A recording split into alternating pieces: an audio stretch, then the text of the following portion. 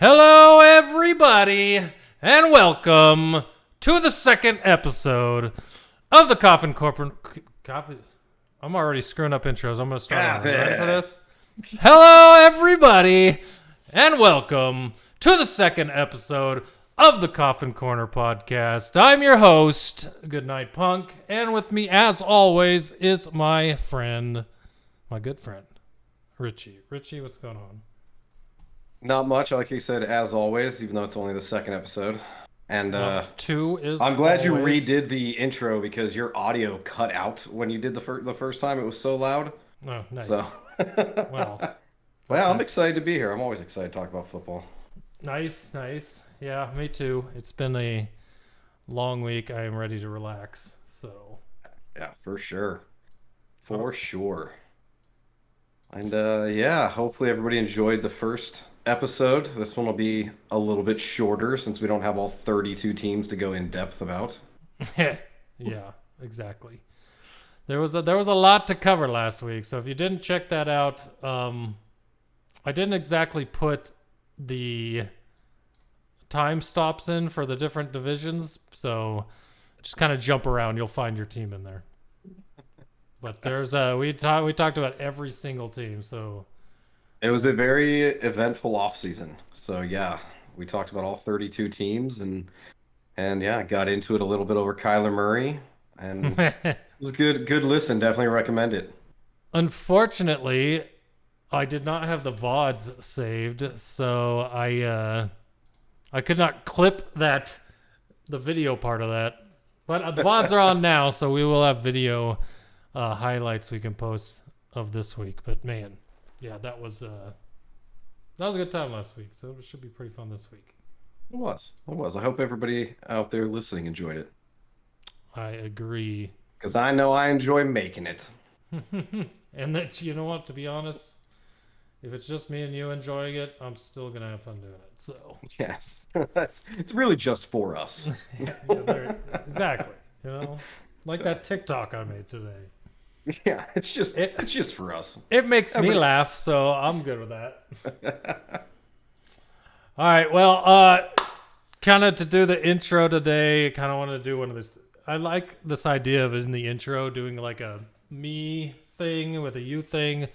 Ask my opinion on something and then get yours, or you ask me, whatever.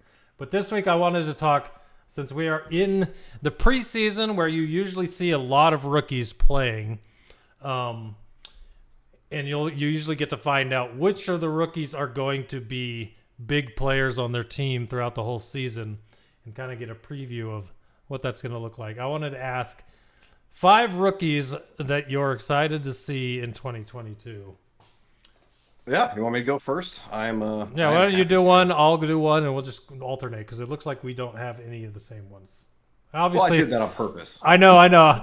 Me and Wink used to do that all the time too. It's like, oh well, crap. He already put that person. I'll pick a different one. Yeah, that wouldn't be fun if I was just like, I have the same 5 you do. Yep, that one too. I'm with you. And you did take a couple that I would have had on my list, and I'll point them out when you get to them.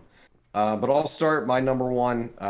Obviously, quarterback is the most exciting position and probably the most important. So I went with Kenny Pickett. He played pretty well last week. We discussed how much I love Mitch Trubisky, but I do think Kenny Pickett probably starts at some point this year, and if he continues to play as well as he did last week in the preseason, I'm excited to see how he does in the regular season. And I mean, I'm not a Steelers fan, but you know, any team that needs a franchise quarterback, if they draft one in the first round and they're hoping they turn into a franchise quarterback, I say throw them out there. Let's see how they do. I agree completely, first off, but the other thought I had to this was he was the first quarterback taken, wasn't he? Yes, he was the only first-round quarterback. He was the first one taken. That's what I thought. So, yeah, he's going to be interesting to see if he's the first one that starts. I mean, obviously, a lot of times if you take someone that high, the idea is for them to start, but there were a lot of quarterbacks taken. Actually, he wasn't the first one. Oh, he was. I'm looking by name here. I think Malik Willis was next in the 3rd round. Desmond Ritter was actually before. Oh, yes. I brought it up. So it's Kenny Pickett, first round, pick 20, Steelers. Then you had Desmond Ritter, to the Falcons, which is a good pick for them considering Matt Ryan's gone. And Yes. I don't have any faith in Marcus Mariota. So the interesting one, those two seem like automatic starters at some point for their team. Malik Willis is the one that's interesting to me because they paid all that money to Tana Thrill, but I just never have ever felt like, despite him getting paid, he's going to be a starting quarterback for them for a long time.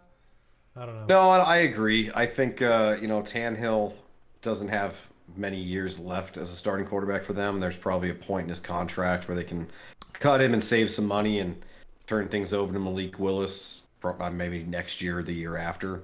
But I don't see Malik Willis starting at all this season unless Tannehill goes down with injury or they're just having a terrible year.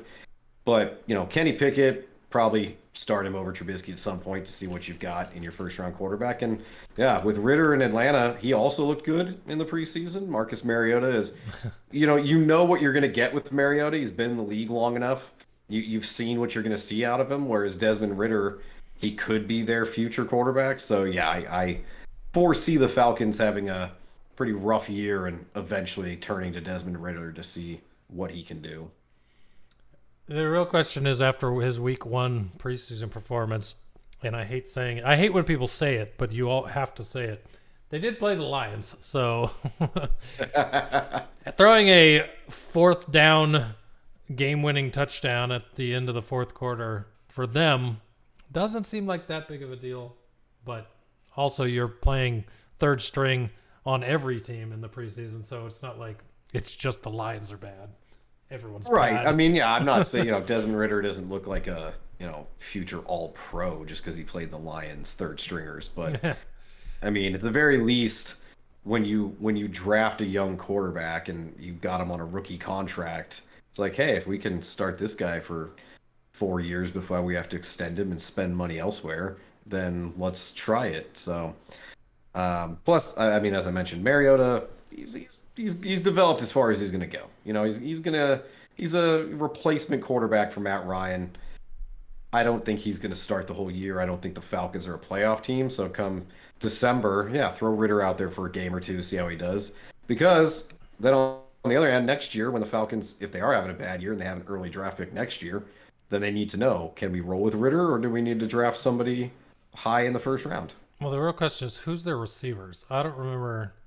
Drake London, who they drafted this year, and almost made my list, actually, of exciting rookies. They've got Kenny Pitts at tight end, and Brian Edwards, who they got from Las Vegas. Oh, yay, So, exciting. yeah. I was going to say, if they do keep Ritter and they do feel like they have something, drafting a wide receiver in the 1st or 2nd round next year, pairing him with Kyle Pitts would be awesome. But the fact that you also have Drake London on top of that is ridiculous. Not to mention, imagine if Calvin Ridley didn't do what he did, and then you'd have a really good deal going on. Well, and he could be back next year. I mean, they suspended him indefinitely, I think, but after a full season, I don't see why they'd keep him out. Yeah, well, but he had stepped away from football before his suspension. So, does he even want to come back, or is he dealing with personal issues and maybe he's just done anyways? I don't know why I did this, but I always just assumed that personal thing was him knowing what was coming and it affecting his mental health. Knowing you're about to be you're gonna be modern day Pete Rose right now. That would mess with anyone's head. When I read the story, he bet after he had already stepped away. The bet he placed. Okay. I believe so. I'll actually look it up. Maybe he did more after the fact. Yeah, I don't know. I'll look that up while you name your first rookie. All right. Well, so I totally went homer on this one, but I did hold myself. I say homer as if I've ever been to Michigan, but homer is in my team. But my first one is Jameson Williams. The number, I think it was 11th, the 11th pick in the draft, 13th. I'm looking. It was 12th, right in the middle of the two I said. Anyways, Jameson Williams, largely regarded as the best receiver in the draft, slipped past Drake London and Garrett Wilson and Chris Olave to be taken as a 4th wide receiver in the first round, mostly because he's still hurt. He's on the physically unable to perform list right now. But if you listen to Jameson Williams, he's ready to play right now in his own mind. So they're just waiting to get that clearance for him. So I don't see him being out too long. But he is instantly going to be the number 1 or number 2 guy on the Lions. Like, no question. Him and Amon-Ra St. Brown together is going to be crazy. So DJ Chark, Jameson Williams, Amon-Ra, I'm excited to see it. And I want to see what that skill set for Jameson Williams that everyone raves about can wind up doing. And maybe it actually makes Jared Goff look better. Well, don't forget TJ Hawkinson, too, if he stays healthy. Can never forget the Hawk. So real quick, Calvin Ridley, he was placed on the non-football injury list on November 5th. That's when he stepped away, and he bet on the November 21st game. Not November 21st, November 28th game. And he placed the bets November 23rd through the 28th. So he had placed bets after he had already stepped away. And he bet on the Falcons to win. So, I mean, he was supporting his team. See, maybe I wonder if in his head he thought that was going to be, it wouldn't be a big deal. It's like, I bet on my team to win.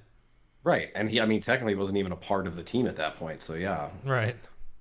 Interesting. But we'll see. But yeah, no, Jameson Williams, he definitely was going to make my list. I hope he comes back earlier than expected. I think the last I heard was like week 6, maybe the earliest he can come back. But I mean, he was awesome in college. I love that they took him with an eye to the future, not for this season, but also like just having a great receiver for hopefully 10 to 12 years. For just a fleecing of a trade too. Like how they got that first round pick with what they spent to get it was crazy. I think they swapped thirds and gave up a 4th to get a first. It was crazy. I can't remember exactly what the trade is, but I looked at it and I'm like, because normally I don't like trading into the first because you have to give up so much. But when I looked at this trade, I was like, how did they make this happen? It makes no sense to me. Especially to get It was him. very impressive. So, considering the Lions aren't known for savvy personnel moves, that was a pretty good one. Yeah, for sure. What's your next one? All right, so my next one, sticking with receivers, Chris Olave in New Orleans. He was one I kind of was hoping Washington was going to get. They traded down and let the Saints have him instead. That's fine. But with Michael Thomas getting older and not having been healthy the last couple of years, they need a number 2 and number 1 receiver going forward. And Chris Olave definitely looks like he could be that guy. He was exciting in Ohio State. And Jameis Winston was having a pretty good year last year before he went down with injury. So I'm excited to see just how he does in New Orleans. If Michael Thomas is healthy, that's a heck of a 1-2 punch there. Michael Thomas and Chris Olave, not to mention Jarvis Landry and, of course, Alvin Kamara in the backfield. So that offense should be pretty fun to watch. He was definitely a receiver I was hoping Washington was going to get. My hope was Drake London first and then Olave, and they were both gone, and we traded down and ended up with Jahan Dotson, who I didn't put on my list. I did put a commander on my list, which I'll get to at the end. It's funny because I didn't put Johan on my list, thinking you would.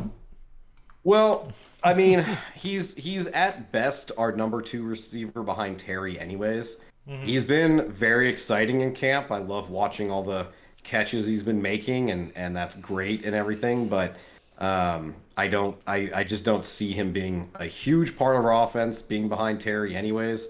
Not to mention Curtis Samuel is still there if he ever plays. So I didn't put him on the list. Gotcha. Yeah.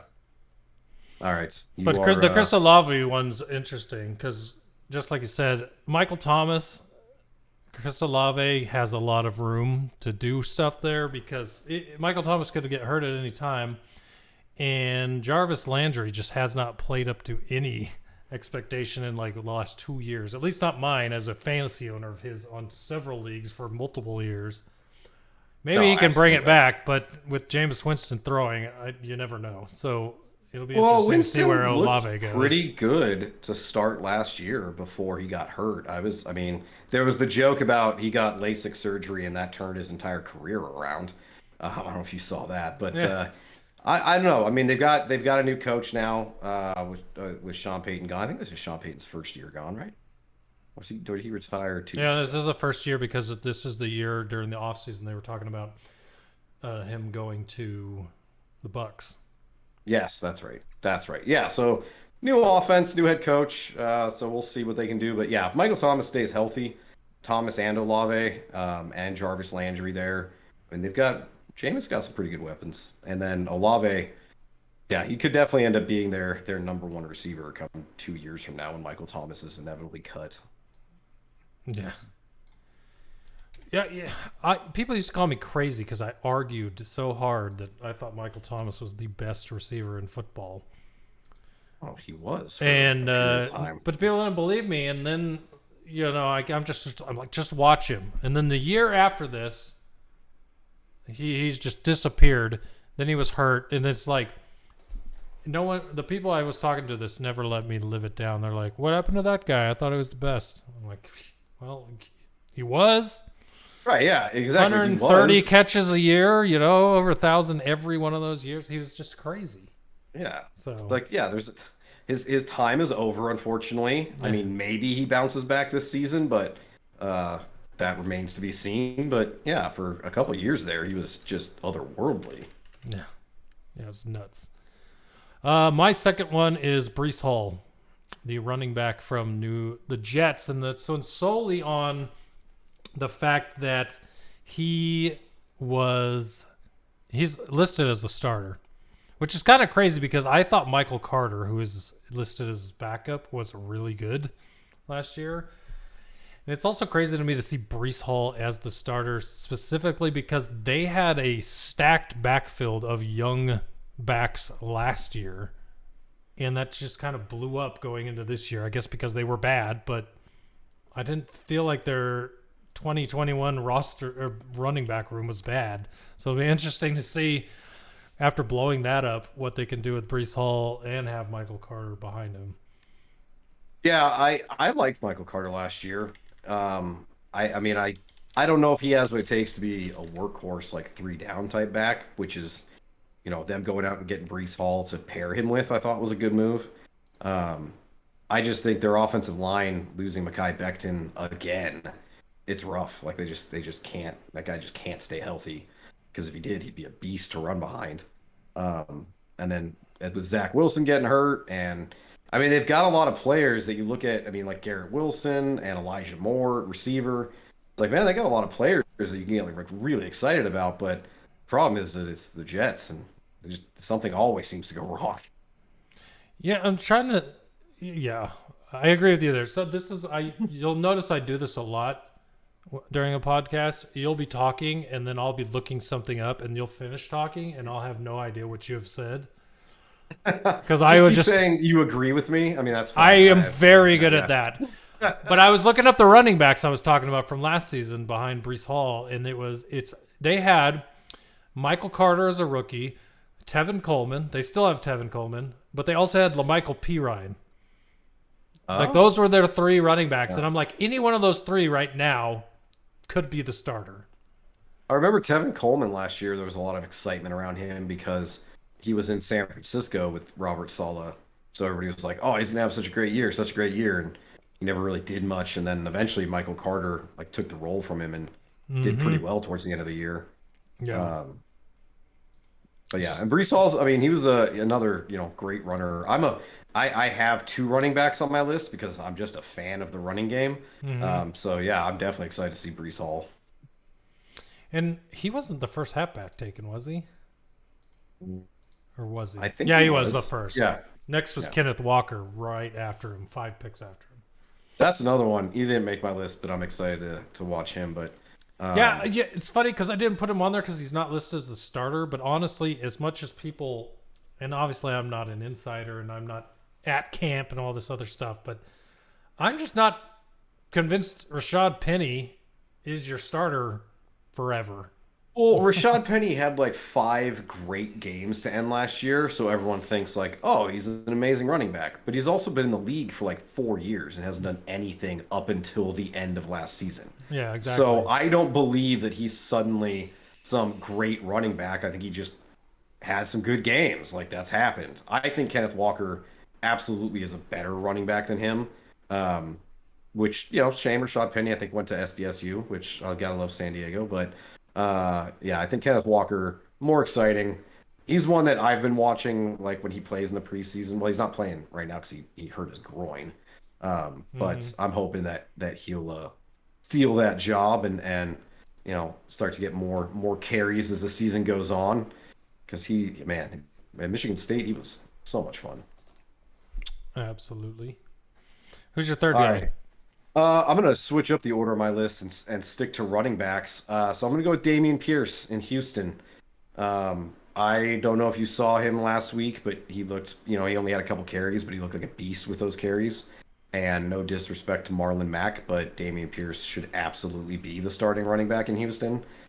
I mean, come week 1, I think he'll just outright steal that job by the end of the preseason because he looks awesome, and it's not like Houston has a lot going for it, so why not just give the ball to the hot hand and the more exciting back and just roll with it? But yeah, I think no doubt in my Pierce, mind you already know what you have in Marlon Mack. right, exactly. Which is it's like nothing. Mariota. It's like yeah. he You've is been around not long a enough. number 1 back in the NFL. Okay, so He's a good change of pace. Spell Dameon Pierce. Maybe throw Marlon Mack in at the goal line every now and again to take some of the hits. But yeah, Dameon Pierce is by far the better running back, and I think like I said, he's not listed as the starter yet, but I definitely think he's going to be the starter pretty soon. You got to keep butts in the seats in the NFL. You Especially got to when sell you're Houston. tickets, even if you're tanking, which I don't know They why they would be tanking. They have an ass ton of picks already, so I don't think they're necessarily tanking. I just don't think they have that much on the team. Like they got rid of Watson because they had to. Brandon Cooks is there. John Mechie got hurt, which sucks because he probably would have been a great number 2 receiver for them. Hopefully he will be next year. But you'll have a chance to trade for Baker Mayfield in your Deshaun Watson trade. You have a chance to trade for Jimmy Garoppolo. You have a chance to trade for any number of quarterbacks that can win you games, and you stick with Davis Mills. Tell me you're not tanking. That's a very good point. Maybe Davis Mills is just that guy. I mean, he's going to surprise everybody. There's supposed to be a really good quarterback draft next year. You did not trade for a quarterback. You're sticking with Davis Mills. There's no doubt in my mind the Texans are tanking, which is the only reason I could see them not putting Dameon Pierce in if they think that he will win them games while Marlon Mack is just Marlon Mack. So while I agree he should start, choice. I don't know if he will start. The quarterback thing, you're right. They purposely avoided adding any better quarterbacks just to stick with Davis Mills. So yeah, we'll see. I mean, maybe they know something we don't about him, but I'd be surprised. Pull the wool over everyone's eyes. All right. Okay, so you have some defense on your list too. So I'll move my defense to the end and move this last offense guy up. And that's Treylon Burks from the Tennessee wide receiver. This dude, the only other receivers on the team in front of him are Robert Woods, old as dirt. Great back in the day, at least in college. I'm a Pac-12 fan, so I remember Robert Woods in college. But Robert Woods in the NFL, take it or leave it. I'm probably leaving it. And Nick Westbrook Ikine, is that his name? I don't even know his name. Ikine. If he were better, and I've heard his stats lines, and people were picking him up in fantasy, I'd probably know how to say his name. But he doesn't. As far as I know, hasn't done a bunch in his career. I remember he's probably seeing young. him catch like a touchdown or something in a game last season, but that's about it. I'm pretty sure he's young. Yeah, I think he is. I think he is. It looks like But this yeah, is no, you're right. I mean, this is Treylon his Burks second is, team, so I mean he can't be that young. yeah. And Robert Woods is good when he can stay on the field, but he's become, I think he's gotten like a couple concussions in the last couple seasons, so it's tough for him to stay on the field. And like you said, he's getting older. And I mean, they purposely traded away AJ Brown and replaced him with Treylon Burks. So obviously they're going to use Treylon Burks. I hope. For sure. That would make the most sense. Now the thing is with this team, it's a lot like the Ravens in a way where they run a lot with Derrick Henry, whereas the Ravens run a lot with Lamar Jackson. But yeah. So if you're only passing it a few times, you only need one receiver. And I think that guy is Treylon Burks for them. So it'll be interesting to see what he does in his first year there with Tannehill. Yeah, I don't think he'll have huge stats because, as you pointed out, they just don't pass that much. I mean, that team runs through Derrick Henry, pun intended.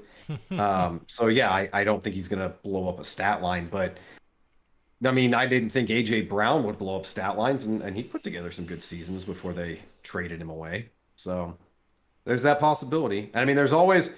Everyone wants to know which rookie receiver is going to break the record because Justin Jefferson did it and then Jamar Chase did it. So everyone is at, who's the rookie receiver this season that's going to be amazing? And I mean, Treylon Burks, I think, at least situation-wise, has the potential to become the number one there quicker. He could probably beat it if you averaged and then added all the numbers up. Like real-time stats probably won't break it, but for what he will be to the team, and if you average it out for 17 games, sure, I get what you're saying. Yeah, because he's probably going to start a little slower. Yeah, and I think you're right. I don't think anybody's going to break it this season. I just think if someone was going to, he has the easiest path to getting the number one spot and being the number one receiver in the offense. Unfortunately, it's just not a pass-heavy offense, so he probably isn't going to break it. Yeah, because I'm looking at some of these other teams, and there's a lot of wide receivers that are in that top three, whether they're slot or on the outside. That there are a lot of receivers went early this year. I mean, like George Pickens would be another one that I mean, he's got people ahead of him too, but he's just very talented. But like Garrett Wilson for the Jets, no way is he going to sniff, breaking any type of record. Chris Olave, possibly, but he's the number 2 behind Michael Thomas and probably number 3 behind Alvin Kamara. Jameson Wilson's obviously going to miss time. Jahan Dotson, no Commander's ever going to break anything. And then Drake London, again, I mean, he is their best receiver. He's their number 1 receiver, but he has Marcus Mariota throwing him the ball. So I don't see him getting anywhere close to it. But 2 names that stick out on this list that are going to catch a lot of balls, or 3. I'll put 3, but I still don't see any of them getting the record because of the people around them. Well, maybe this first one I say because there's no one around him. Christian Watson from the Packers. Because who else is... If he emerges as a good pass catcher and Aaron Rodgers knows he's going to run a route and catch the ball after the past week where Rodgers, as he always does, is complaining about his receivers publicly. So if Watson can become the guy, then he has a Rodgers chance. Specifically complained about his young receivers. So I look at a guy like Alan Lazard and Sammy Watkins and Randall Cobb and think that Rodgers prefers them to Watson or Romeo Doubs, who was their 4th-round pick. So, no, I agree. I mean, Christian Watson, when he got drafted, I thought, maybe that'll be his new number 1. But it just seems like Rodgers would rather play with the older veterans than any of the young rookies. Yeah, because those old veterans did really well from last year. Oh, yeah. Well, he just loves really Cobb. Really glad we got Cobb onto the Packers last year. He demanded really that trade. Yeah. The other 2 I was thinking of was where is he? Sky Moore from the Kansas City Chiefs is one, and the other one is George Pickens from the Steelers. Yeah. Pickens. The only problem with Pickens is he doesn't. Johnson and Chase Claypool ahead of him, and he had someone better throwing to him. Yeah. So whether it's Trubisky or Pickett, I don't. That's what everybody looks at. Like Justin Jefferson, he broke the record. I mean, he had Adam Thielen was there taking a lot of the defensive pressure, and Kirk Cousins, does what he can. And then last year, Jamar Chase with Joe Burrow, they have the college connection. So obviously that was pretty good. But yeah, it's. I don't think we're gonna have a huge stud rookie wide receiver like we have the last 2 years. Yeah, I don't think anyone's breaking the record this year. I think that there'll be some really good stats on some of these receivers, but I don't think they'll break the record. Yeah, absolutely. All right, so let's move on to my fourth, and I'm gonna go with a guy that I thought would have been on your list, but I guess you held yourself to one line. Aiden Hutchinson, defensive end, Detroit, number 2 overall pick. He had a great first game for the Lions last week. He's a local kid. Gotta love that story. And yeah, I'm excited to see how he does. I mean, the Lions need a face of the defense, and that dude could absolutely be the face of that defense. And he's just a fun guy, right? Like every interview, by the way, if you don't follow the Lions on TikTok, you're missing out. Their TikToks are amazing. But watching the TikToks with Aiden in it, whatsoever. Well, let's see. The Bills one's awesome. The Chiefs one. There's a lot of the TikToks for teams are freaking hilarious. But Aiden Hutchinson on there has been just energetic. I'm the words escaping me. Not enigmatic, but he just makes you want to hear from him more, I guess. I can't. I can't think of the word. I think I know what you mean. He's entertaining. Like he's got a personality. Yeah, you want to watch him on the field and off the field. You can genuinely tell that he was happy to be drafted to the Lions, no matter what the history of the team is. So it'll be fun to watch him play, not only just because he's good, but the fact that he's playing at home, and we haven't had a defensive lineman that's been good for a long period of time, for a long time. I think the last one we traded to Seattle. So, yeah, that's where we're at. But it'll be fun to watch. But that leads into my one of mine. So I'll just say Trayvon Walker in Jacksonville. I am really interested to see how he does, because in my opinion, Aiden should have been number 1. And when they didn't pick him and we got him at number 2, we being the Detroit Lions, I was amazed and happy. So I'm curious to see what that rookie season for Trayvon Walker versus Aiden Hutchinson looks like. Yeah, Trayvon, I watched their first preseason game. I think it was the Hall of Fame game against the Raiders. And he got a sack and was getting a bunch of pressure. I mean, he's a physical beast. And I think that's why Jacksonville ended up just falling in love with him, was the combine workout and metrics and all that stuff. But, hoping he'd be a new Aaron Donald. Yeah. But the two of those, they are going to be fun to watch, not just this year, but going forward, to see, like, do they both turn out to be great? Are they going to be competing their careers, going number 1 and number 2 and playing similar positions? Like, it's going to be a fun competition. And yeah, Jacksonville sneakily has a pretty good defense this season. And I'm going to go out on a limb and say Trayvon Walker playing Washington in week 1, probably going to get his first career sack that week. I'm guessing I'm more than willing to bet that he's going to get a sack right away in week 1. I think he's going to be able to get to that all-elusive Carson Wentz. Yes, that mobile Carson Wentz back there. Mr. Mobile Wentz. Yeah. I gotcha. All right, so my last one, I went Homer, and it's probably one nobody else knows unless you are a Commanders fan, and that is running back Brian Robinson Jr., our 3rd-round pick. The reason why I'm excited to see him, we'll get into more when we recap week 1 storylines. But like I mentioned, I love the running game, and I've wanted Washington to have just a stud 3-down running back forever. Since Clinton Portis left, we've been plugging the hole with random people that sometimes they look good and sometimes they crap the bed, and I'm just really hoping Ryan Robinson can just turn out to be that guy for us. It's Punk funny. just walked away, so I'll keep No, talking. I'm still here. I just my fan. It's so hot in here. I got to turn the fan on. But it's interesting to me,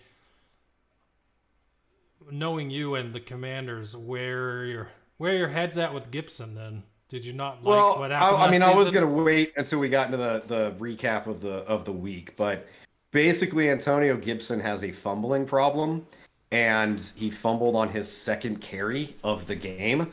So they benched him, put in Brian Robinson, and the guy went nuts. He scored, I think, 2 touchdowns, 1 rushing, 1 receiving. I mean, looked fantastic, and that was with the starting offense still. And then this week, Antonio Gibson was in punt protection, which is not something a number 1 running back usually does for a team. Punt protection? Yes, punt protection. Was he in the wall? When you want your starting running back there getting run into. Yeah, it just really feels like Gibson has been given every opportunity, and I do love him. Like, I mean, he's shown flashes. I remember the Cowboys game, I think in 2020, he scored like 2 or 3 touchdowns. I mean, it was beautiful. It was against the Cowboys, which is even better, but he looked great. But he's never developed as the receiver that he was supposed to be when he came out of college, having been a receiver in college. And he fumbled 5 times last year, started off the preseason with a fumble this year.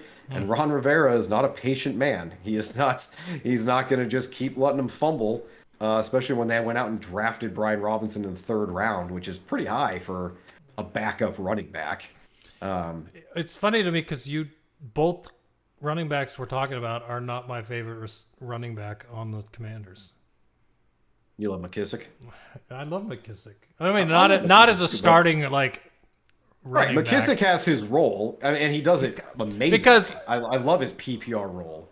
Theo Riddick of the Lions for the longest time. He reminds me of Riddick when he was on the Lions. That's why I love McKissick. Absolutely. And that's the thing. McKissick does what he's supposed to do. Like, he catches passes amazingly, breaks tackles, 3rd and long. He's the guy they're looking for, but he's not the guy on 4th and 1 from the goal line that's going to get us a touchdown. Where Brian Robinson literally did that last week, ran in, I think it was like 2nd and 1. So he's more of the power guy, which we desperately need to go with McKissick. And Gibson just hasn't been that guy. Terrible in short yardage, the fumbling issue. So it's like, I mean, ideally all 3 of them will just run together and it'll all be great. But I would love if Robinson could develop into that three down back. And I mean, I want to watch him more in the preseason. I just get the feeling based off of the development of Gibson running in punt protection. It seems like maybe Ron Rivera is souring on him as the starter. So I definitely think Brian Robinson, he will get carries in the season anyways, but he very well may out-carry Antonio Gibson by the end of the year. Right. Makes sense to me. It'll be interesting to see. I every year I wonder who the halfback is going to be for the Commanders. So right, and it would be nice for them to have an actual one.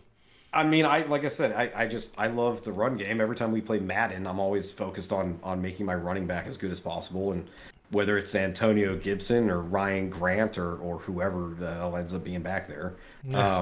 So yeah, I just crossed my fingers. But I loved watching him run in the preseason game last week. He looked good. They play the Chiefs tomorrow. I'll be watching that game too, and I'm sure we'll see more of him. And hopefully he does more of the same.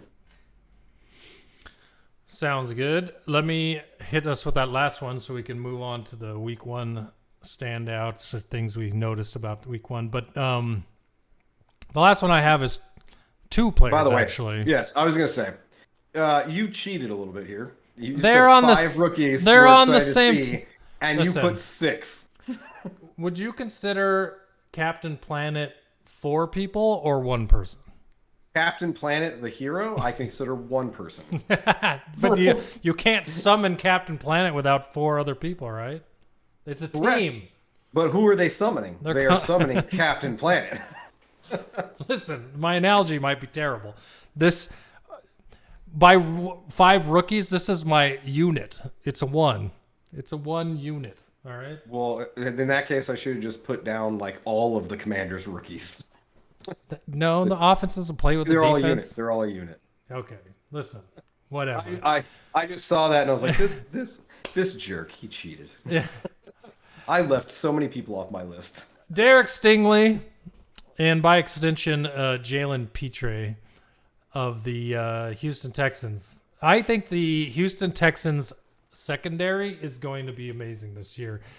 The rest of their team, even their ends are actually really good. Having Jerry Hughes and Jonathan Greenard, those two I really like. But the defensive tackles, the linebackers, okay. But I really think their secondary is going to be really good.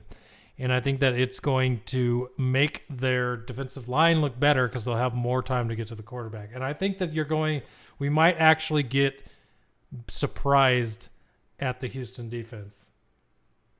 I completely agree. Derek Stingley, I thought was an awesome pick for them.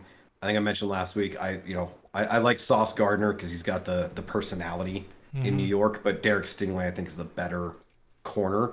And then Jalen Peter, yeah, he was another one that I was like, well, if Washington doesn't go receiver in the first round, I'd be fine with them taking a safety like Peter, and they didn't, and then Texans got him. So good for Houston. I mean, yeah, I don't know any of their names for as far as their linebackers or anything go. Let me name some. Okay, so their strong safety they signed as a free agent, Jonathan Owens, very good. Yeah. I think they traded for, or they also signed Steven Nelson, who is a name for a cornerback I don't really know, but if you look up his stats from last season, I think he had like 3 interceptions, 60-something tackles. Like, he was in a lot of plays wherever he was. And this was from the what I was looking up last week when we were doing the offseason stuff. That's how I knew that those two, with the two that they signed, were going to be really good. But their linebackers are Kevin Pierre-Louis, whoever that is, Christian Kirksey, who I know, Kamu Greiger-Hill, and then their defensive tackles are Malik Collins and Roy Lopez. That's their starters. So, like I said, Jonathan Greenard, really good. Jerry Hughes, like him. Malik Collins and Roy Lopez, don't know much about him. I know Malik Collins. I recognize that name. I don't know if he's good or not, but I do recognize the name. Yeah, right. At least you know the name. Yeah, and that's how I kind of feel about Jerry Hughes. Like, I remember, there's a lot of times in my screwed up brain, which really makes it hard to do a podcast, where I'm like, Jerry Hughes is really good, but the only thing I like experience I have with Jerry Hughes is having him on a franchise team in Madden and making him good.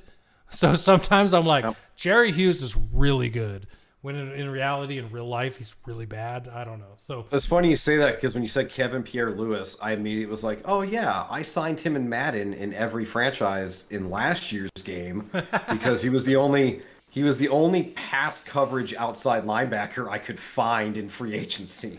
So again, I know that name, but I also know he was a 71 last year. So not that good. Just fit my scheme. So one of these days, at least I know the name. One of these, we're about to have no slow weeks, so that'll not work for the NFL season. But next year, if we're still doing this, right, we'll do the Madden rankings or Madden ratings podcast, and we'll just go look through Madden ratings because I always find that interesting. I love it. I think we'll have plenty of content. I think we just do it, during the off season, because then we can also do Madden players that don't really exist in real life, but we love, and it'll just be about Ron Dunson. Yes, exactly. Perfect. What was that amazing halfback you had? What was that dude's name? Right? It wasn't Rice. Oh, what I'm talking. Bones. Yeah. Ben Bones. Ben Bones. Bones. Ben Bones. Best running back in NFL history. Just make a fake. We'll just turn the Coffin Corner into a Madden podcast about the fake players in our franchises. Well, we'll do it completely seriously. So if somebody tunes in, we'll be talking completely seriously about Ben Bones. And they'll be like, Ben Bones? What team is he on? Oh, you don't know about Ben Bones? Yeah. How do you not know the best halfback ever? Yeah, have you never heard the name Ben Bones? All right. So, yeah, those are our rookies. There are definitely more, that I'm excited to see, but those are the ones that came to mind.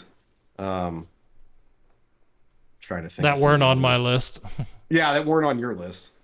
But yeah, Oh, yeah, let's see. that's the fun thing about preseason is getting to see some of these rookies, knowing that we may not see them again for a couple weeks, or at least not see them very much for the first couple weeks of the season. So being able to see them in the preseason. That's why it's preseason football, but I still want to watch the Commanders game because I mean I love all 85 players that are on the roster right now. Well, maybe not all 85. Oh, we'll say like 80 of them.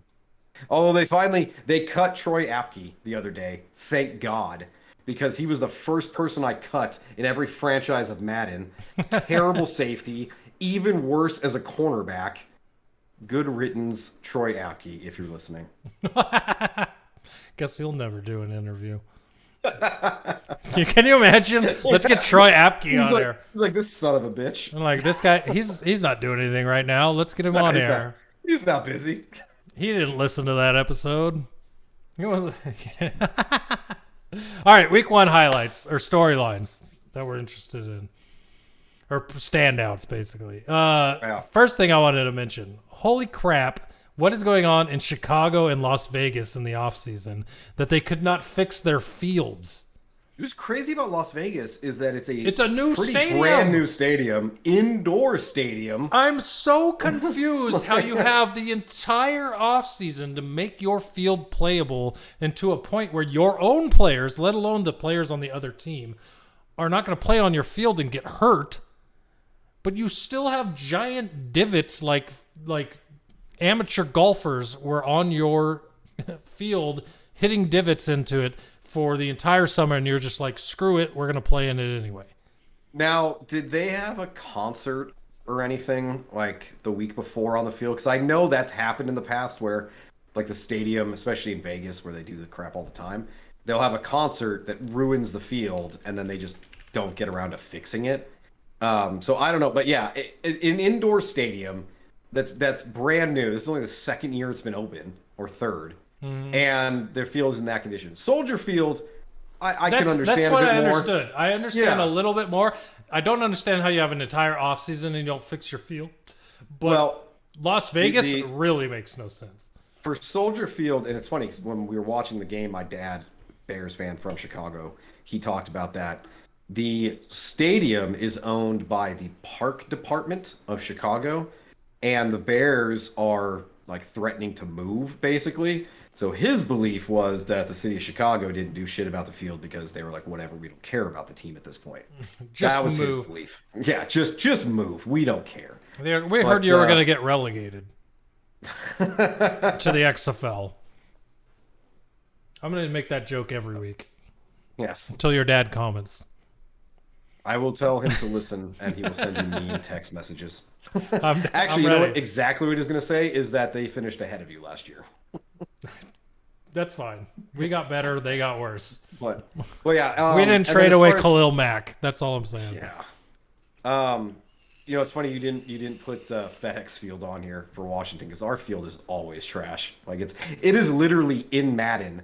Yeah, I don't know if you play, but you don't play offline that much. They have a feature now where each stadium has like an ability that the home team unlocks if they play well. And FedEx Field's ability is called unstable ground. And it's literally that the opposing team can't like cut or move as well. So it's basically saying like this field is unsettling. Garbage, and that even is EA Sports knows it. Is it okay? That playoff game for the Redskins back in the day, where RG3 hurt his knee, was in Washington, was it not? Yes. Yeah. Yes. So he hurt his knee on their terrible field and then never played it there again. He hurt his knee. Alex Smith broke his leg, and Chase Young tore his ACL in the exact same spot on the field. Like, not literally the one spot. You're scaring me. It was like I thought it was haunted. It's like the 25-yard line of like one specific side of the field. So it's like that area of the field, all of those injuries. And I think Joe Theismann, actually, that injury happened at the same time. So all those injuries happen in the same area of the field. So it's ridiculous. Rip it out. Put a whole new one. I don't care if there's a giant square there where there's new turf, but you got to do something. If our owner wasn't just the worst person on the planet, maybe he would. Well, that fit with what I was going to finish your sentence with. Was not worried about fighting lawsuits and not showing up to court. Yeah. He's too busy team business in Spain or wherever he was, like Greece or Italy or some shit. Oh, I can't be in front of Congress. I've got team business overseas. So you play football in America, sir. What is your team business in Europe? Is he moving? Are we moving? Are we moving the team to Europe? The team from Washington, D.C., the nation's capital, with a name called Commanders, is going to leave the U.S.? Get out of here. Yes. We're going to be the Madrid Commanders, just so Dan Snyder can park his yacht off the coast of Iberia. Way to go, Dan. Do it. Do it. I'm going to start a franchise in Madden and move them to Madrid now. Let's do it. Second up, Kenny Pickett. We kind of talked about him already, but Kenny Pickett was impressive in his game.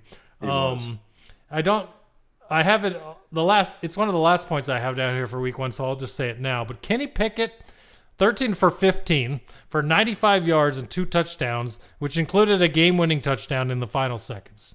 Not a bad start, which is why apparently all Steelers fans are like, why do we have Mitchell Trubisky? Why are we doing this to ourselves? I mean, they signed Trubisky before they got Pickett, so, they're understandable. But, yeah, Kenny Pickett, you draft in the first round, and there's always that the old school thinking of, well, you want them to sit for a year or two before you play them. But no, you really don't. Like, if they're good in college and then they come out and they're good in the NFL, just play them. They get better playing against better competition. So I'd love, Kenny Pickett was the 3rd quarterback in that game for them last week. Let him be the number 2 this week. Let him play over Mason Rudolph. See how he does. Let him start the last preseason game. I was about to say that's the funniest part about this, right? It's like you've got Mitchell Trubisky, and then you've got Kenny Pickett, and then you got Mason Rudolph sandwiched in the middle. Like, but I'm the 2nd quarterback. Okay, guys, yeah. Just. That helmet that hit you in the head must have rung you too well. You are not Rudolph starting. Has been the backup to Ben Roethlisberger for years. Mm-hmm. Ben retires, and they still went out and signed Trubisky and drafted Kenny Pickett. It's like, sorry, Mason Rudolph, but like you had your chance to be the heir apparent to Ben Roethlisberger. Clearly, it didn't work out, so they went out and got 2 new quarterbacks. Yeah. So, I think Trubisky starts week 1. Just because it's too early for them to name Kenny Pickett starter. But they absolutely need to give Kenny Pickett at least some time against the number 1. I mean, week 3 of the preseason, I don't think any starters are going to play for either team. But let him play, a whole half or a whole game even. Like, just let him get out there and play the whole time and get as much time behind center under his belt. I just hate the idea that they're going to be like, well, we're going to sit Kenny Pickett for 7 or 8 weeks and then play him. Because you look at a guy like Justin Fields in Chicago last year where they did that. They gave him no time with the starters in the offseason. Mm-hmm. He sat behind whoever the hell their starting quarterback was last year. I don't remember now. And then they drag him out, and he looked like ass. It's like, well, yeah. Like, this is the first time he's played with any of these starters. Like, let Kenny Pickett have the opportunity. And maybe they are in practice. I don't know. I've been following Steelers practice reports that closely, but hopefully he's getting some time to throw to number 1 receivers and all that. So, yeah, he looked very good. Pickens looked very good. I mean, the Steelers, they got 2 great rookies this year. I'm very jealous. Here's the good news. I love this website. Sporttrack.com has all the contracts of all the players in the NFL. Oh yeah. I love the salary cap situations. Mitch Trubisky is only making $6.2 million this year and $8 million next year. So he's not making a ton by NFL standards, which means, in my opinion, it might even be better for them to just. It's hard for me to say this. I had to stop and say this in the middle of it before I said it, just because I don't like this guy that much. But it might be better for them to run Trubisky for a year and then just knowing full well that Pickett is going to start. next year. And the comparison I have to that would be, which isn't a very good one because Jimmy Garoppolo is much better than Mitchell Trubisky, but Trey Lance is probably going to have a pretty decent year just because of the people around him. And he had an entire year to sit behind Garoppolo, which included a couple starts. So he is in a good spot for the 49ers this year. And I could see spot starting for Kenny Pickett this year going to be the starter next year. Right, I agree. I mean, well, Trey Lance wasn't ready to start last year, so I mean they had no choice. And you look at like Patrick Mahomes sat behind Alex Smith for a year, and I mean that worked out pretty well, I'd say. But my thing is like, look, just you want to start the guy that gives you the best opportunity to win. So you need to see if Kenny Pickett can be that guy. Like if he goes out there and plays well against, top competition and is doing well in practice against your top guys. Like it happened a couple of years ago when Derek Carr, this was like a long time ago. Derek Carr was named the starter for the Raiders, like in week 4 of the preseason. Like they were like, oh, he's going to sit. He's a second round pick. He's going to sit. But he played so well, or at least so much better than the other guy they had, that they're like, well, he's just the starter now. Matt Schaub, that's who it was. So it's like the same thing with Kenny Pickett. I mean, is he a better quarterback than Mitch Trubisky? Yeah, probably. I like Trubisky, but I'm not going to sit here and pretend that Kenny Pickett isn't better than him, or at least looks better at this point of his career. So if Pickett gives you the best opportunity to win, start him right away. Like, don't just sit him just to sit him. Like, put the best team possible on the field. Yeah. And this is the Steelers aren't a team that tanks, so they're going to put the better person on the field, unlike Davis Mills and the Texans. So yeah, no, I do think Trubisky probably does start week 1 and at least going forward, but I think Kenny Pickett, either the Steelers, like Trubisky will cost them games and the Steelers will turn to Pickett, or they'll just towards the end of the year do what just decide, hey, we want to see what Pickett can do before next season. But as much as I like Trubisky, I hope he gets a chance to revive his career. And watching him play, in the preseason game, it was just like watching him play in Chicago. It was like, oh, you missed a bunch of wide open receivers. I mean, do I need to comment on Mitchell Trubisky? I still don't have a dark, deep hatred for him like you do. I still like the guy, but but you come from a family that has Bears fans in it, and I don't. So I come from a Lions versus Bears perspective. I know. But the other thing, talking about Kenny Pickett, rookie, Desmond Ritter for Atlanta also did very well. He did not go 13 of 15. In fact, he went 10 of 22, so less than 50% on his completion in the game. But he threw for 103 yards and 2 touchdowns. He was the only other quarterback to play besides Marcus Mariota. Mariota only went 2 for 2 for 36 yards in very few snaps. So Desmond Ritter played the entire game against the Lions in their preseason game and didn't do too bad. I mean, he had, here's where that 50% stinks for pass completion percentage, but you got to throw in this. He was also the leading rusher on the Falcons, 6 rushes for 59 yards, averaging almost 10 yards per rush. So the completion percentage definitely needs to come up, but Desmond Ritter looked really good in the preseason in his first game as a rookie for a team that has Marcus Mariota starting, probably not the long-term quarterback on that team. Well, it's funny because I look at that situation, and if I were the Falcons, I would just be starting Desmond Ritter anyways. Marcus Mariota, I mean, okay, I don't think he's going to win games for the Falcons while Ritter sits. I don't think the Falcons are good enough to win games with Mariota. So just put Ritter out there and just let him go. Whereas the Steelers have enough talent on the team that Trubisky may still, win them some games. It's a tough division, but he still may win them some games just based off of the fact that they got Najee Harris. They've got Chase Claypool, Deontay Johnson, George Pickens, Pat Freiermuth. The defense, I mean, they've got talent enough to win in spite of Trubisky, where the Falcons are not going to win with Mariota or Ritter, in my opinion. So just put Ritter out there. Put Ritter out there. Let him play the whole season. Let's see what you got. Yeah, I'm with you, man. You made me wonder the question from what you said, but you kind of explained it to me in what you said, because I was about to say, I'm like, do you think pound for pound, Trubisky or Mariota is better? I would say Trubisky is better. Okay.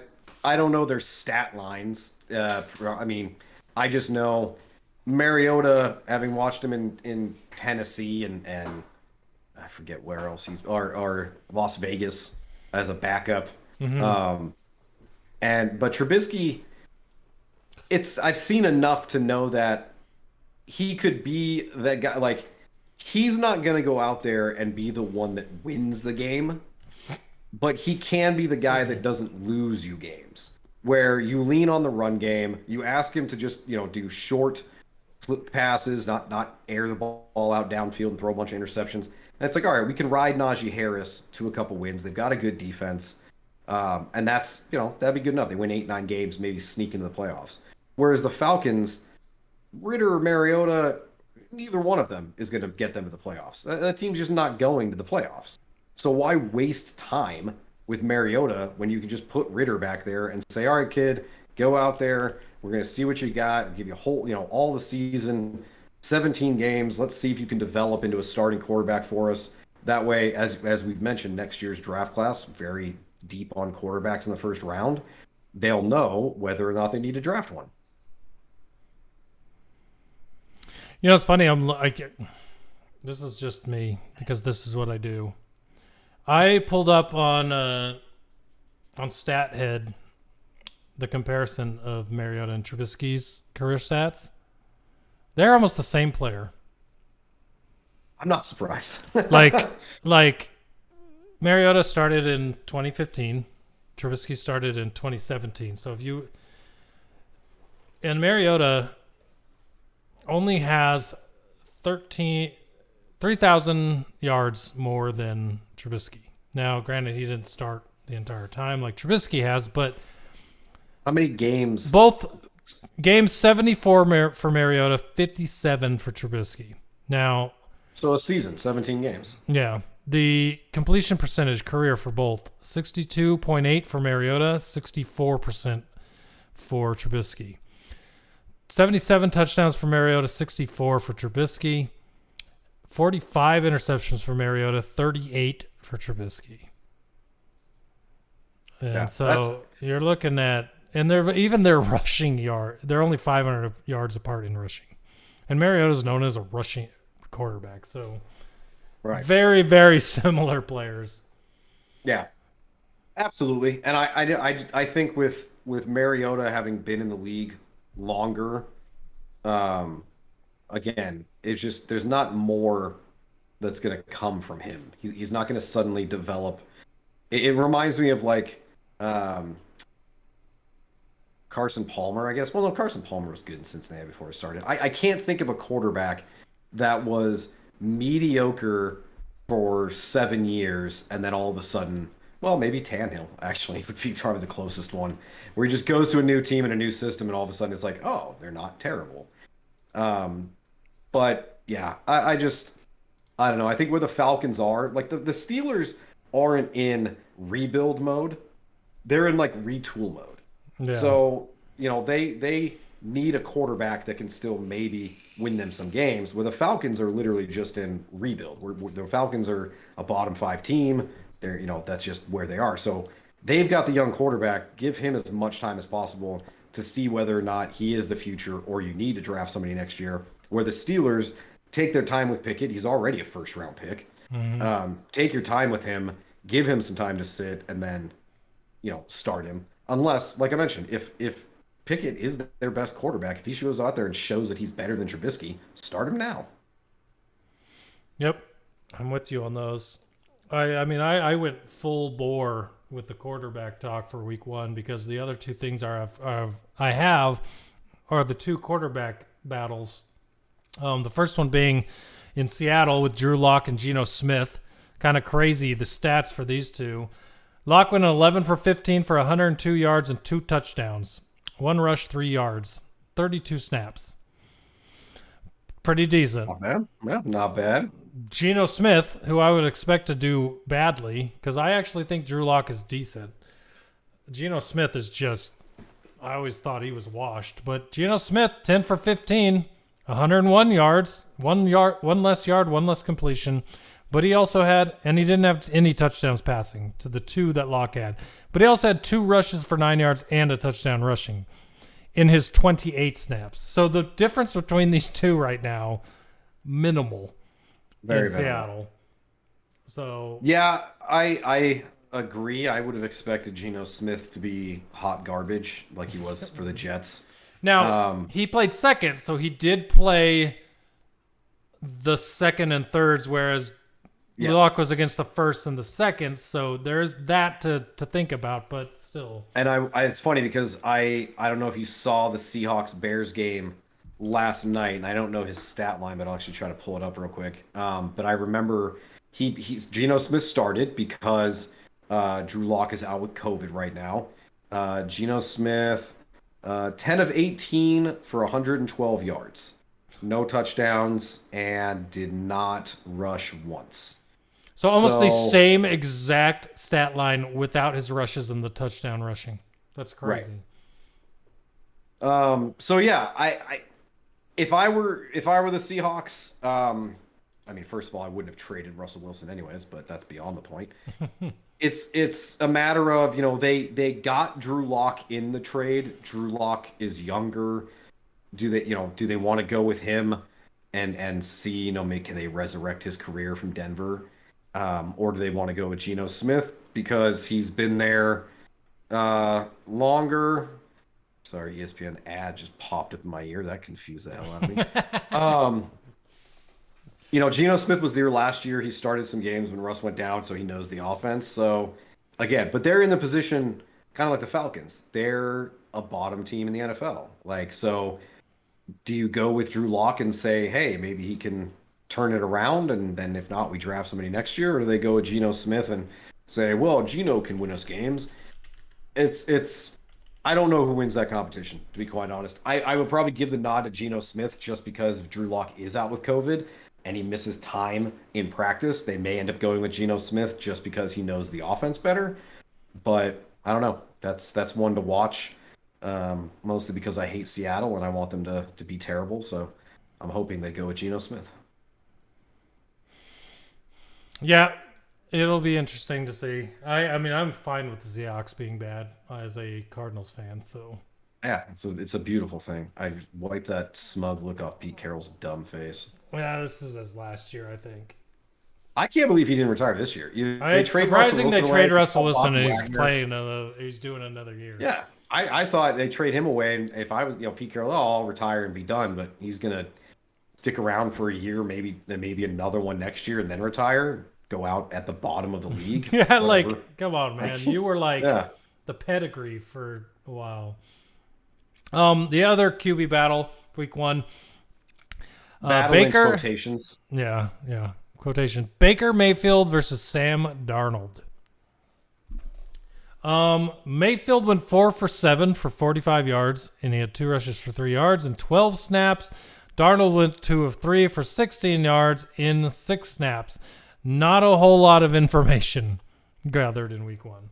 No, I did watch this game because they were playing the Commanders. Mayfield basically drove them right down the field for a field goal to start on his first drive, and that's why I think he only played that one drive. But, I mean, and his stats would have been better if Robbie Anderson hadn't dropped one of the deep passes. So, yeah, I think Mayfield looked so much better. And I think as we discussed last week, this shouldn't be a battle. I mean, Baker should just be the starter, but for some reason, Carolina is like, well, we're not naming our starter yet. But yeah, Baker absolutely wins that job. He's just a much better quarterback than Sam Darnold. Yeah, it's funny. I was going to say PJ Walker played most of that game, which is why they had combined 18 snaps between those two quarterbacks. Yeah, PJ Walker and Matt Corral played a little bit at the end.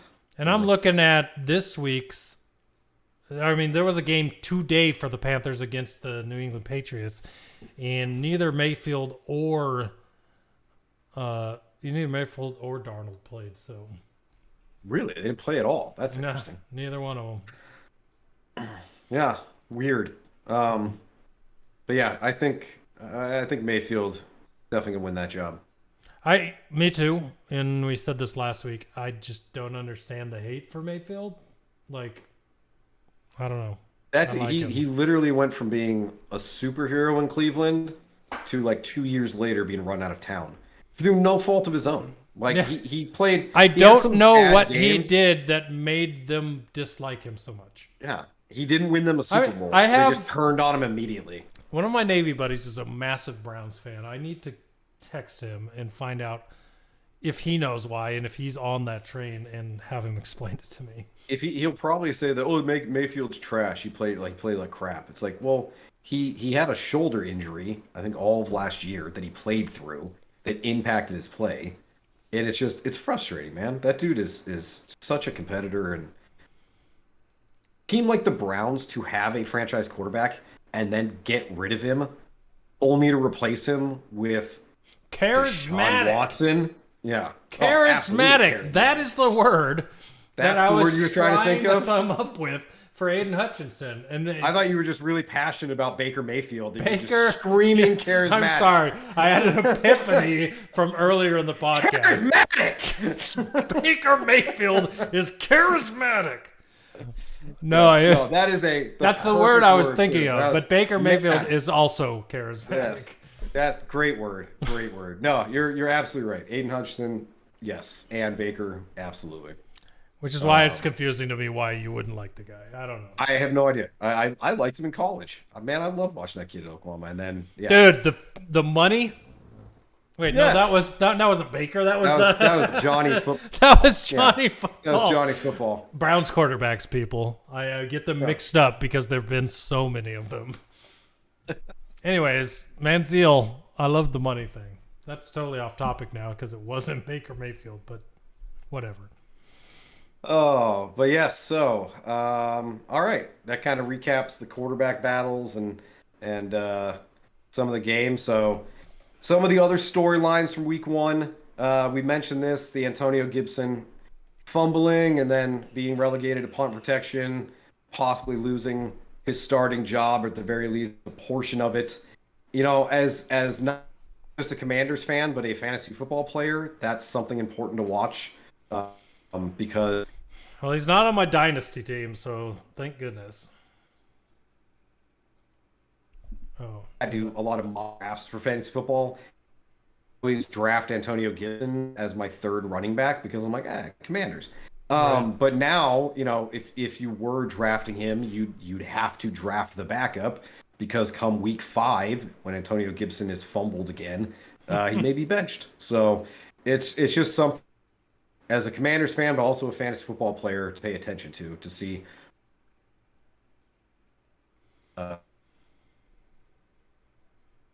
Those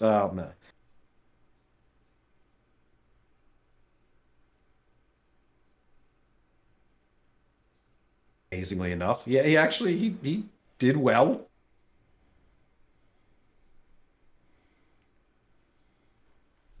But their first running back on the first play was Quadre Ollison, not Cordarrelle Patterson.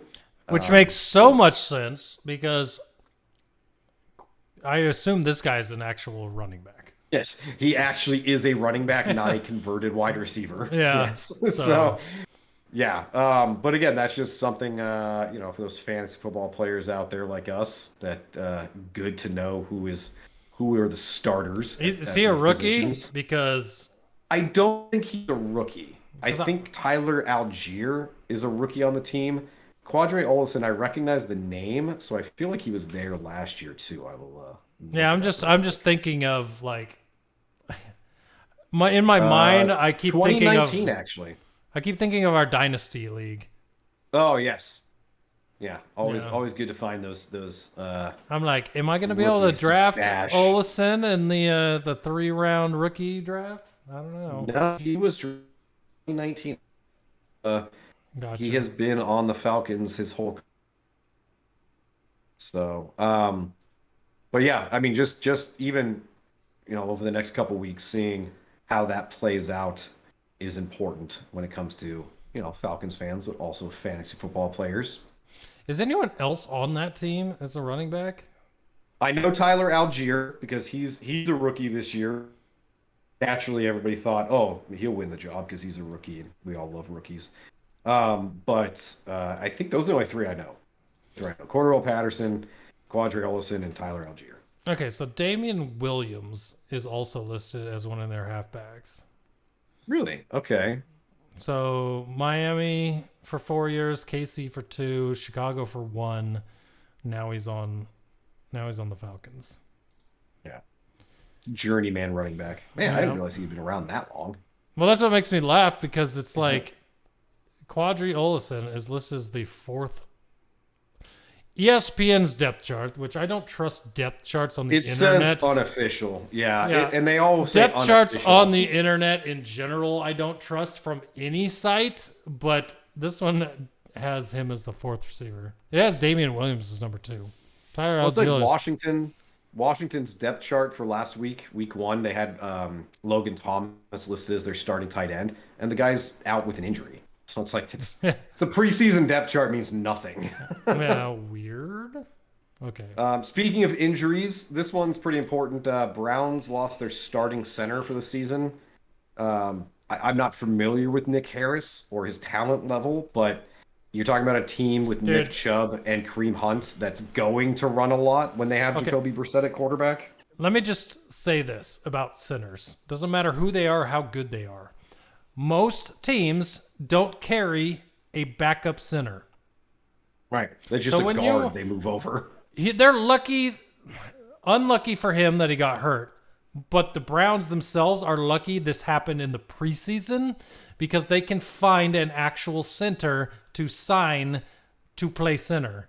Because if this had happened in the season and they were trying to find a center or move a guard or a tackle to the center spot and make it seamless, that would not work. How many times at least the one Cardinals? The Cardinals lost their center, I think it was last year.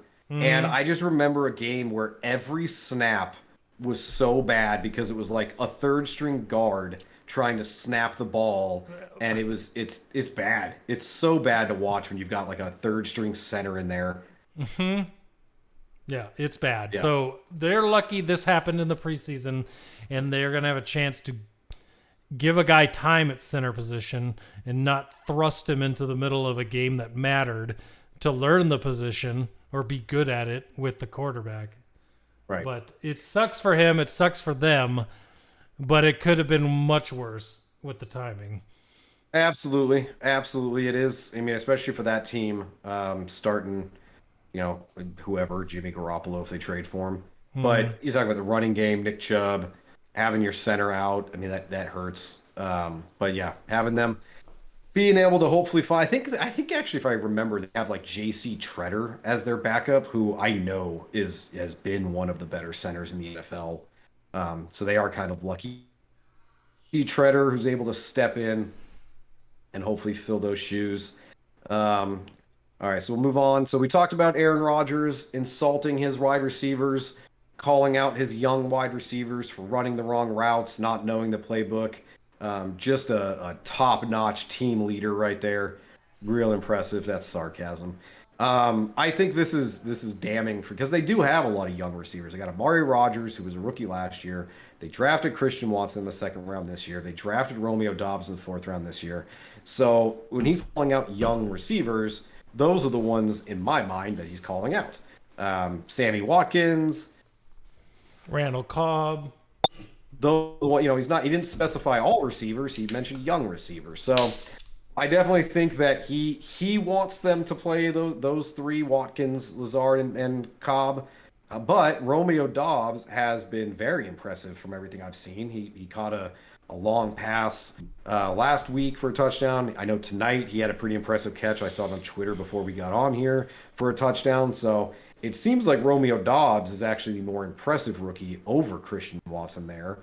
But with Rodgers being Rodgers, do they play the rookie or do they stick with what Rodgers wants, which is playing the more veteran receivers?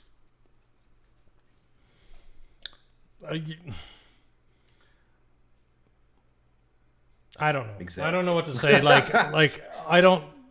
The veteran receivers are veterans, and they were also available for a reason. I don't think they're that great, at least this point in their career. And you have more upside with those rookies, whether you want to call them out or not.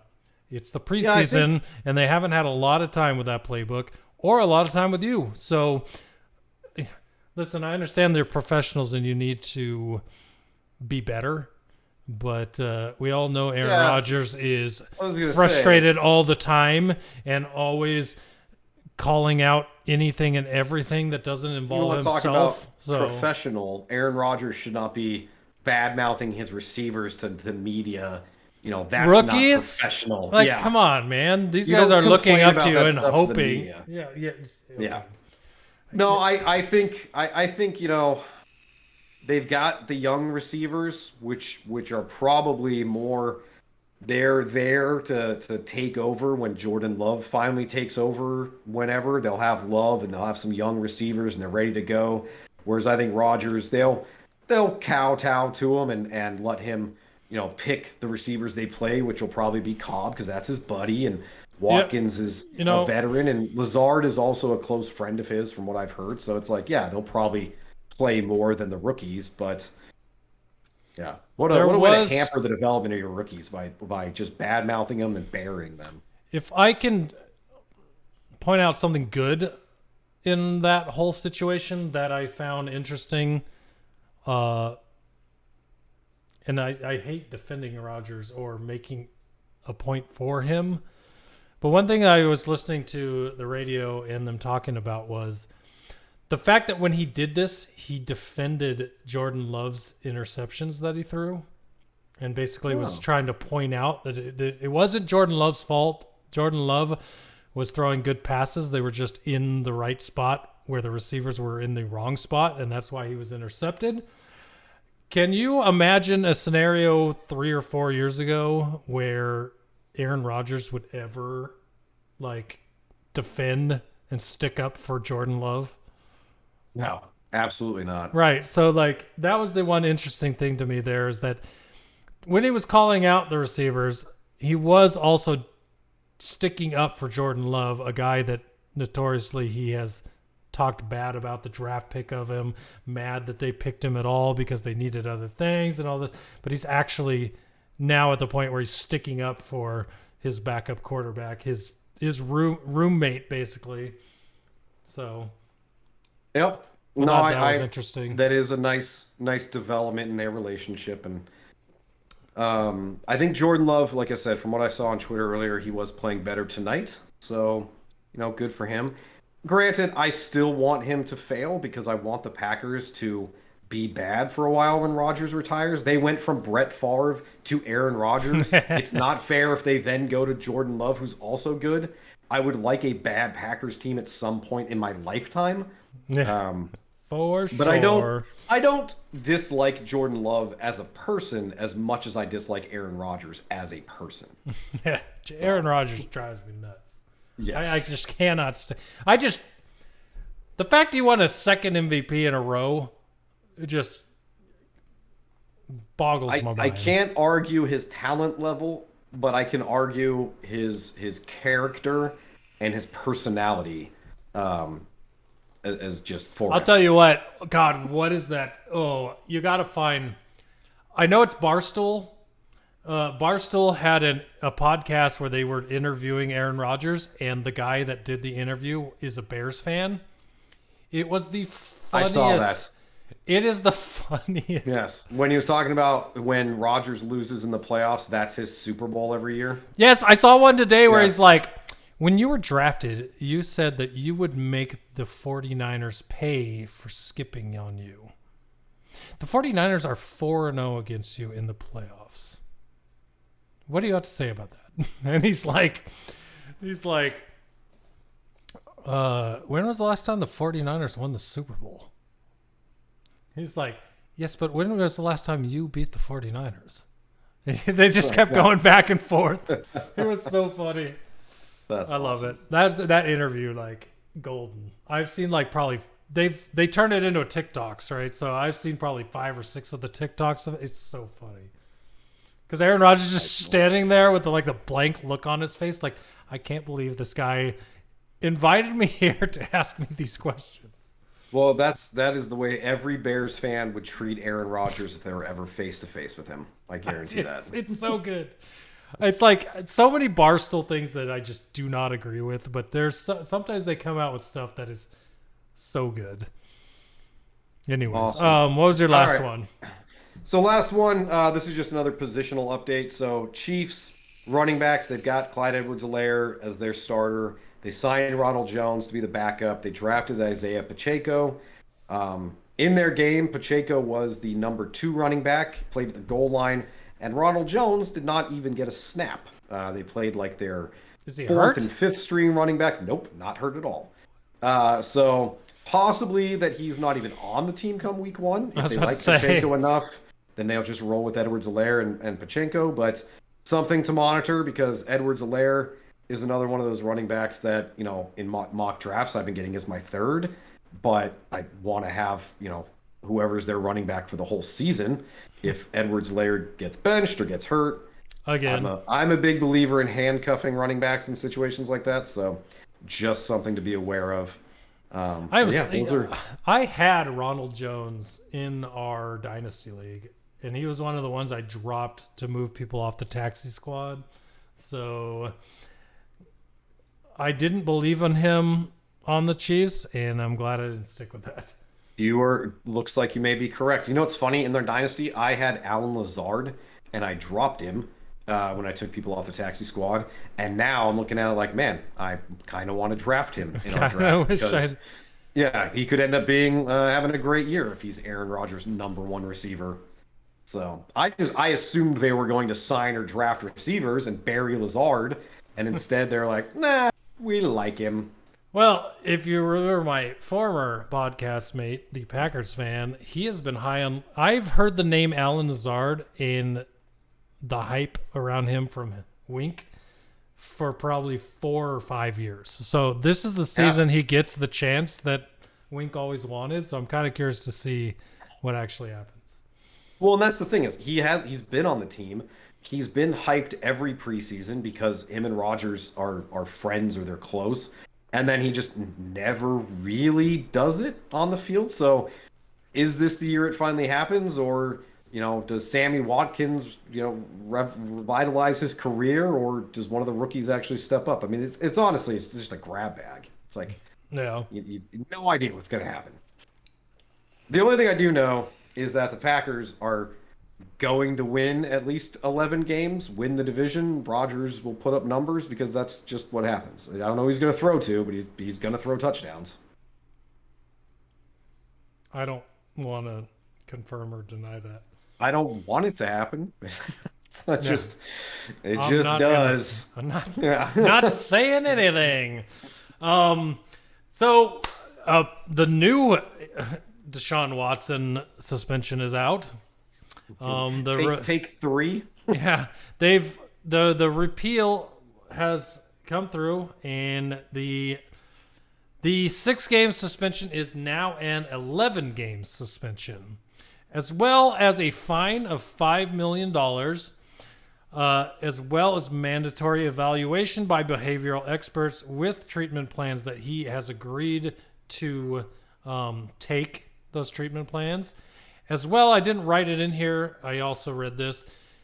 Both the NFL and the Texans are donating $1 million apiece to funds to help youth that are in trouble with things like sexual harassment and things to get training to avoid it turning into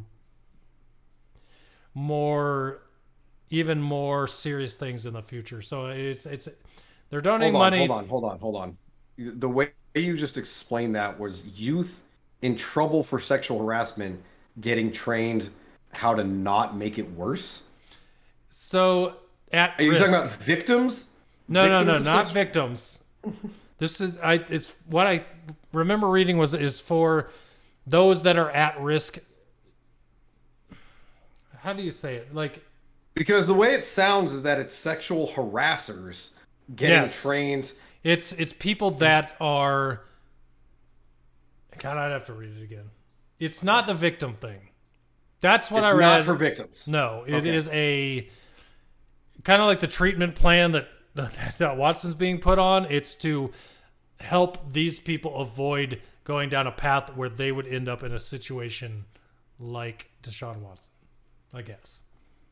Okay. I don't know how you identify those people and get them help before it happens, but yeah, that's how do you identify that's what I read. At risk for sexual harassment?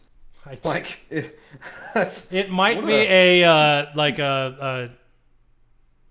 it's not prison, it's not jail. What do underage people go to?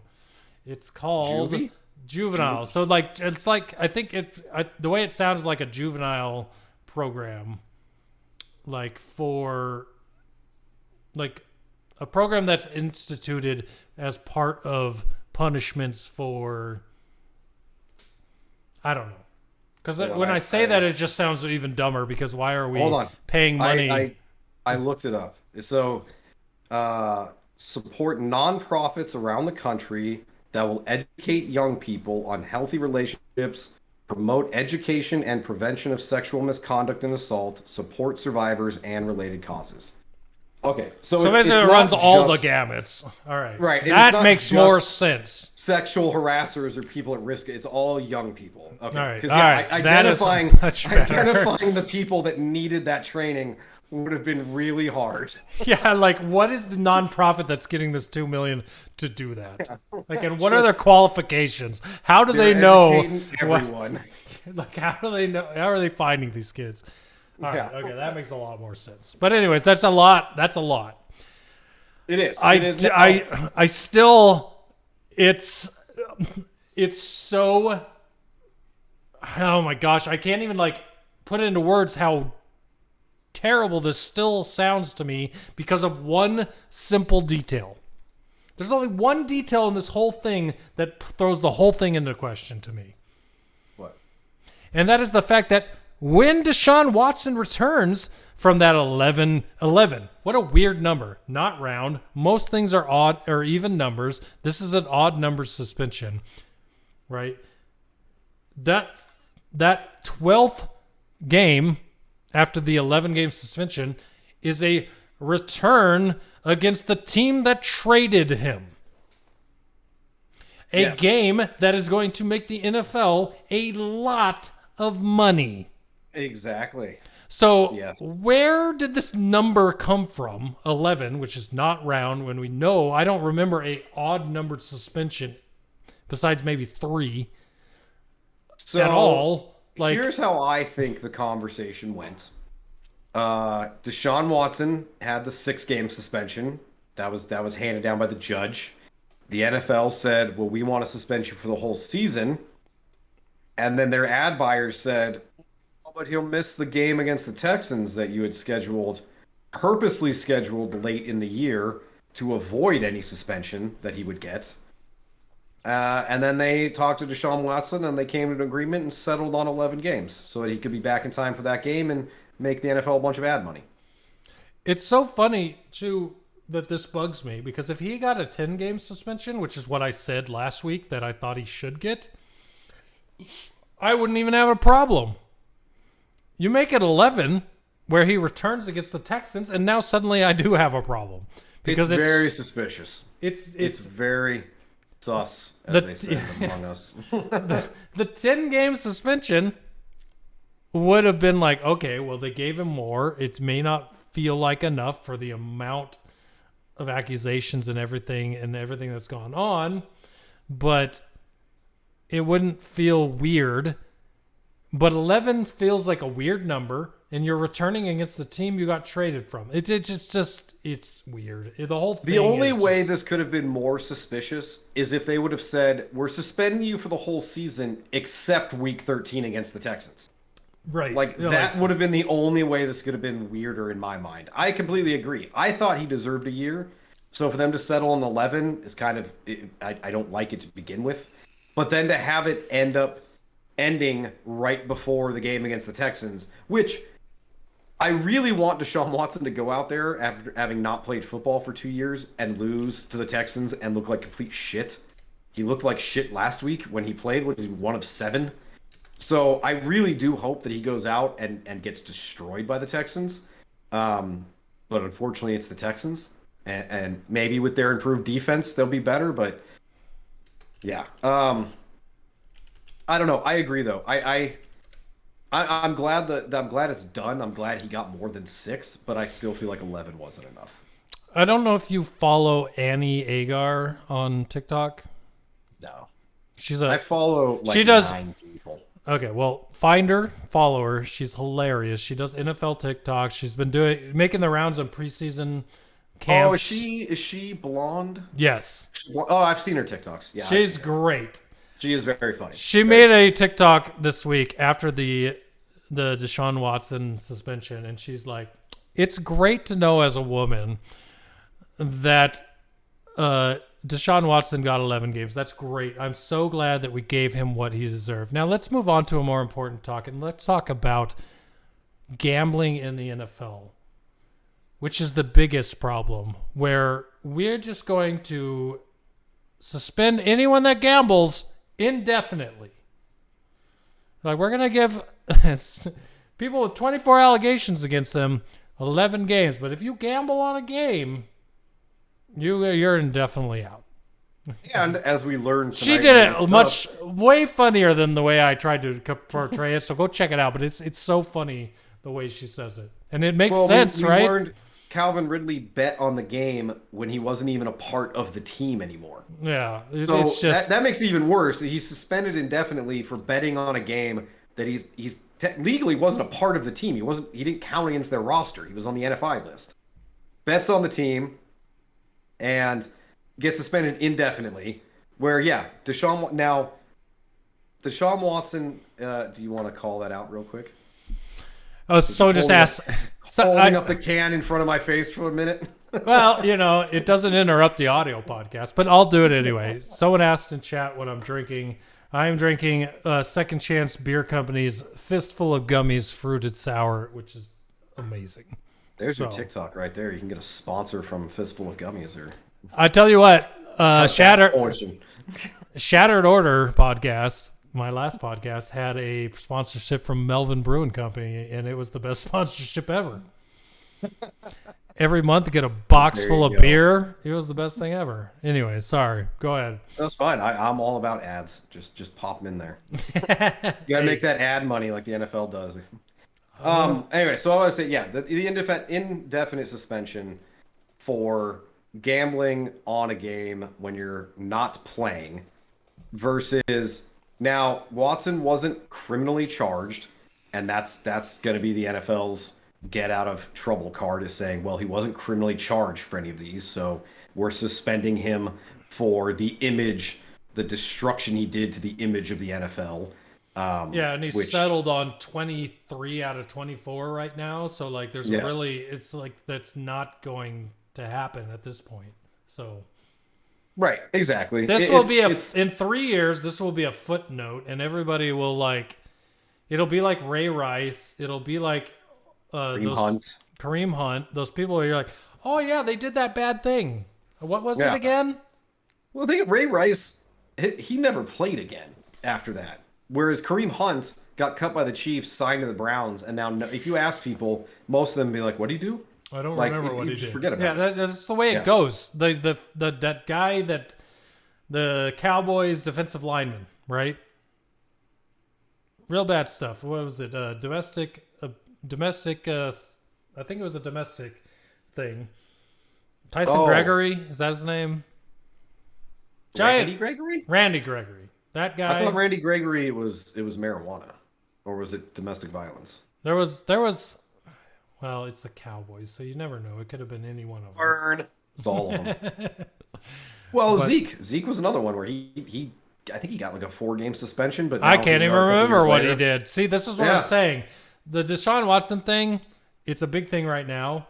No one will remember it, and that First off, two sides to this. They're allegations. It doesn't mean that Deshaun Watson did this. But the other part to it is it's 24 of them in a 17-month period. He is looking for these people. Tell me you can't find a good masseuse in 17 months that you're going to use You work in the NFL. Your team has masseuses on their training staff. Right, exactly. So I'm just saying, like, it's sad to me that there are victims in these things, if there are, because there are allegations. But it's sad to me that there are victims that everyone just forgets about that because they are public figures that make you forget through what they're doing on the field what they've ever done. Football really well, and run really fast. Yeah. So no, I completely agree. I think, I mean, it's you get accused of something that many times, and I don't care how big of a Deshaun Watson fan you are, you have to sit there and be like, this is weird to get accused of the same thing this many times. By different people from different places all over the world. Yeah. That's a lot of planning. I read a story that the Texans, and again, I don't remember the exact story, so I'm going to get part of this wrong, but the Texans basically gave him like a blank NDA to have these women sign, and set him up with like a standing hotel room at a hotel room in Houston where he could go and get these massages. Like, they knew what he was doing. Yeah. You don't give a guy an NDA before, like, to hand out to a masseuse if you don't know what's going on. I've gotten massages before. I've never had to sign an NDA. Never asked anyone to sign an NDA. So that's a little suspicious to me. But again, he got suspended. We could argue whether or not he got enough games, but at the very least, he's got punished. He's going to lose money. He's paying a fine. The NFL is donating some money to the nonprofits. Good. It's, at least we have a conclusion. No one's ever going to be happy. Some people are going to think it's too many. That is the main thing. But yeah, no one will ever be happy with this. Okay, so. Well, we'll move on to the big question then for the Browns without Deshaun Watson for 11 games. Should they trade for Jimmy G? And I saw this question online, and I was thinking about it, and I'm like, why would you want Jimmy G on his contract? Because I know it was a big contract when he was in San Francisco. But then I went on that Sport Track site to look at what his contract was. He only has 1 year left on it, which means at the end of this year, he would be an undrafted free agent. Free agent? He'd be unrestricted. I'm like UFA. Undrafted. There we go. No. Unrestricted free agent, which means that he's basically on a 1 year deal. If you traded for him this year, you would get him for those 11 games, and you could bring in Deshaun Watson on those other games, if that's what you're doing, or you could keep him out and keep Garoppolo those games, whatever you decide to do. But you would only be paying him for this year $25.6 million, which is a lot of money, especially when you're already got that money going. Well, you don't have that money going to Watson because you're not paying him. He's not being paid for those 11 games. Well, and also they purposely, when they signed him to his new contract, his salary for this year is purposely low because they knew he was going to get suspended. Mm-hmm. And they do have cap space. I just looked it up real quick. They have $49 million in cap space this year, so they very easily could fit. So they could do this for sure. The question is, they don't have a lot of draft capital left after trading for Deshaun Watson. What do the 49ers want for Jimmy Garoppolo? And, are the Browns willing to pay that price for an 11-game rental? I don't know where to look up their draft capital, but I honestly don't think it would take a lot to get Jimmy G. I bet you could trade a 4th or a 5th round and get Jimmy G. And you're probably right. I think at this point, the 49ers are... They're close to maybe just cutting Jimmy Garoppolo before the season starts. Well, let me look at the San Francisco depth chart. Who's their third guy? Nate Sudfeld. I don't know. Oh, I know. He was drafted by the Commanders. So the Browns have a 2nd, a 4th, and then a 5th, 6th, and 7th. So yeah, very easily could. Yeah, they could trade for him for Jimmy Garoppolo. Honestly, if I were them, I'd do it. If I could get Jimmy Garoppolo for 11 games for a 4th-round pick, the cap money, it's not going to impact you this year. He's a free agent after this year. He's better than Jacoby Brissett would be for 11 games. He's better than Josh Rosen would be for 11 games. It seems like a no-brainer to me. Yeah, I'd absolutely do it. So that I think that would be, I think that would actually bridge that 11-game gap and not make it 11 games of pain for Browns fans. Right. Well, because Deshaun Watson could come back and they could be 2-9, and at that point, what are you playing for? So you get Jimmy Garoppolo, you win 8 of those games, and Deshaun Watson comes back, you're still in the playoff hunt. Even like in that division, I mean, unless you expect the Browns to be outstanding this year as far as record goes, which they weren't last year, if they go 5-6 with Jimmy Garoppolo, they're still in the playoff hunt in that division. So it's just, it seems like a no-brainer, but we'll see what happens. I know a lot of Seahawks fans were calling for Jimmy Garoppolo last night. I saw a bunch of signs in the stands during the game. They want Jimmy Garoppolo there. Obviously, he's better than Drew Lock or Gino Smith. Mm-hmm. I don't think Seattle trades him in the division, and I don't think Seattle trades for a 1-year rental of a quarterback this year when they know that they're going to be bad this year. But for the Browns, it makes total sense for them to do this. Cover themselves for those 11 games. Like you said, win 6 of them, even 5. Better than going 2-9. Mm-hmm. And then Deshaun Watson comes back and you're still fighting for the playoffs. Yeah, so I think it should happen. Do I think it will happen? I don't know. Browns do stupid stuff. For sure. All right, so last note is on the Zach Wilson injury. I think we didn't mention this when we talked about the Jets earlier. So Zach Wilson, luckily, it looked worse during the game. It was a non-contact injury. He was scrambling, planted his foot, twisted his leg, went down. Naturally, everybody worried that it was ACL, MCL, going to miss the season. Turned out to just be a meniscus tear and a bone bruise. He had surgery on Tuesday. Supposed to only be out 2 to 4 weeks, which is crazy. That dude, very lucky. Very lucky, because that mean, for a guy that there's non-contact injury goes down, you're looking at him like, okay, he's gone for the year. 2 to 4 weeks. All right, I'll take it any day of the week. He is going to miss week 1. Unfortunately, that's already like 4 weeks from his surgeries, the Tuesday after week 1. So they've already said he's out week 1. Joe Flacco is going to start. They said they're going to take them time. They're not going to rush him back. So he may still miss 2 or 3 games instead of just 1. But all things considered, when it really looked like he was going to miss the whole year, they got very lucky. Yep, absolutely. And this brings up 2 things to mind for me. And I listened to enough sports radio to acknowledge that one of them, at least, is from hearing the radio. But 2 things. Number 1, Breece Hall. Rookie I'm excited to watch this year. Probably going to get a higher load with a backup quarterback in. So that is good for Breece Hall drafters. Look for a good spot for him to draft in your fantasy leagues. But the other thing here, which is interesting and always fun, no matter how many years they've been gone from their original team, but week 1, the Jets play the Falcons. Or not the Falcons, the Ravens. Oh, and Joe Flacco gets the Joe Flacco. Cool. The Joe Flacco, the cool. former Ravens quarterback, won a Super Bowl with them. Going back to Baltimore. Is it going to Baltimore? Let's see here. It's versus. So they'll be playing in New York, but they'll be playing Baltimore. So Joe Flacco gets to start against Baltimore in week 1. And I mean, the Jets, they've got Garrett Wilson and Elijah Moore. I loved Elijah Moore last year. Elijah Moore in my dynasty team. He's a great one. Happy to have him. He is really, really looking forward to seeing him break out this year. Joe Flacco, that's going to be he should do pretty well with Breece Hall and those receivers. And I thought Zach Wilson, there was a lot of hype for him this year.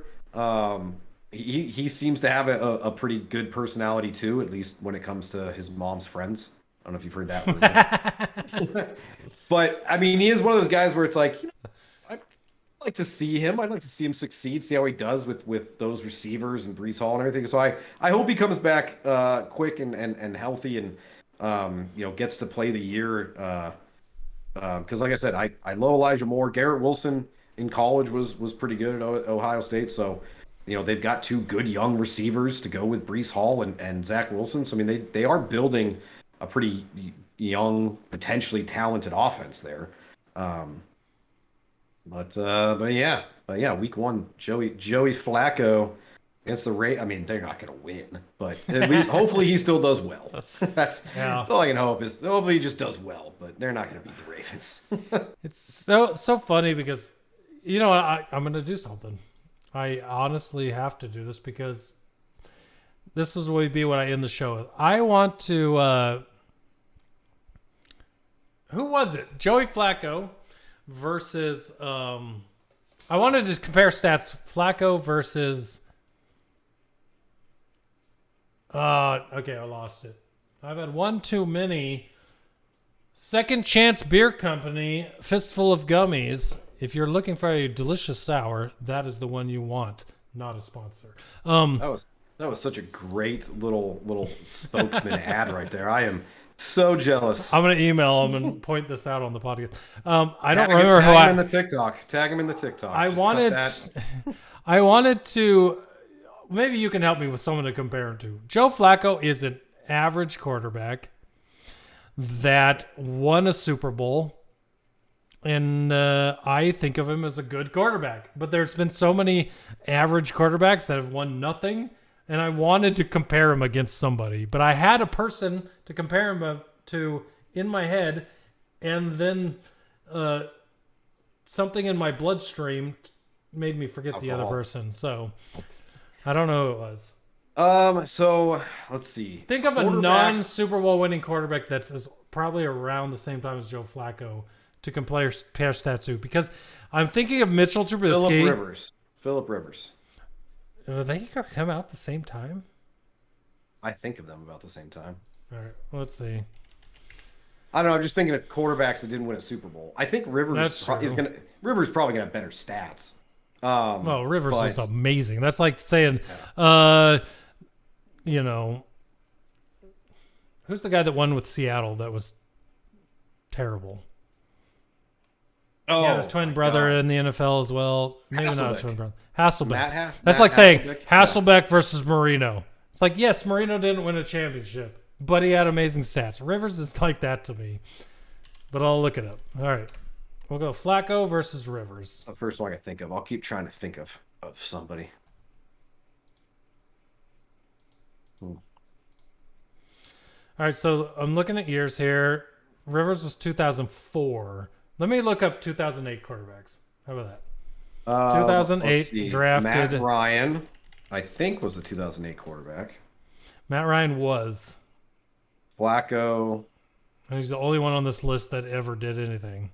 Because you got Brian Brom, Chad Henne, John David Booty, Kevin O'Connell, Colt Brennan, Andre Woodson, Josh Johnson, who's still in the NFL, has been on 16 teams? A lot of teams. Matt Flynn, Dennis Dixon. There's a name I haven't heard in a while. You want to hear something funny? The only reason I knew Matt Ryan and Joe Flacco came out at the same time was because 2008, I had gotten out of the Navy, was living in San Diego, was looking for a job, and I would be out looking for a job until the afternoon, and then I would go home and I would play NFL head coach 08, and that was the first draft class, was the 2008 with Joe Flacco, Matt Ryan, and them. So that's the only reason I know that those two came out together.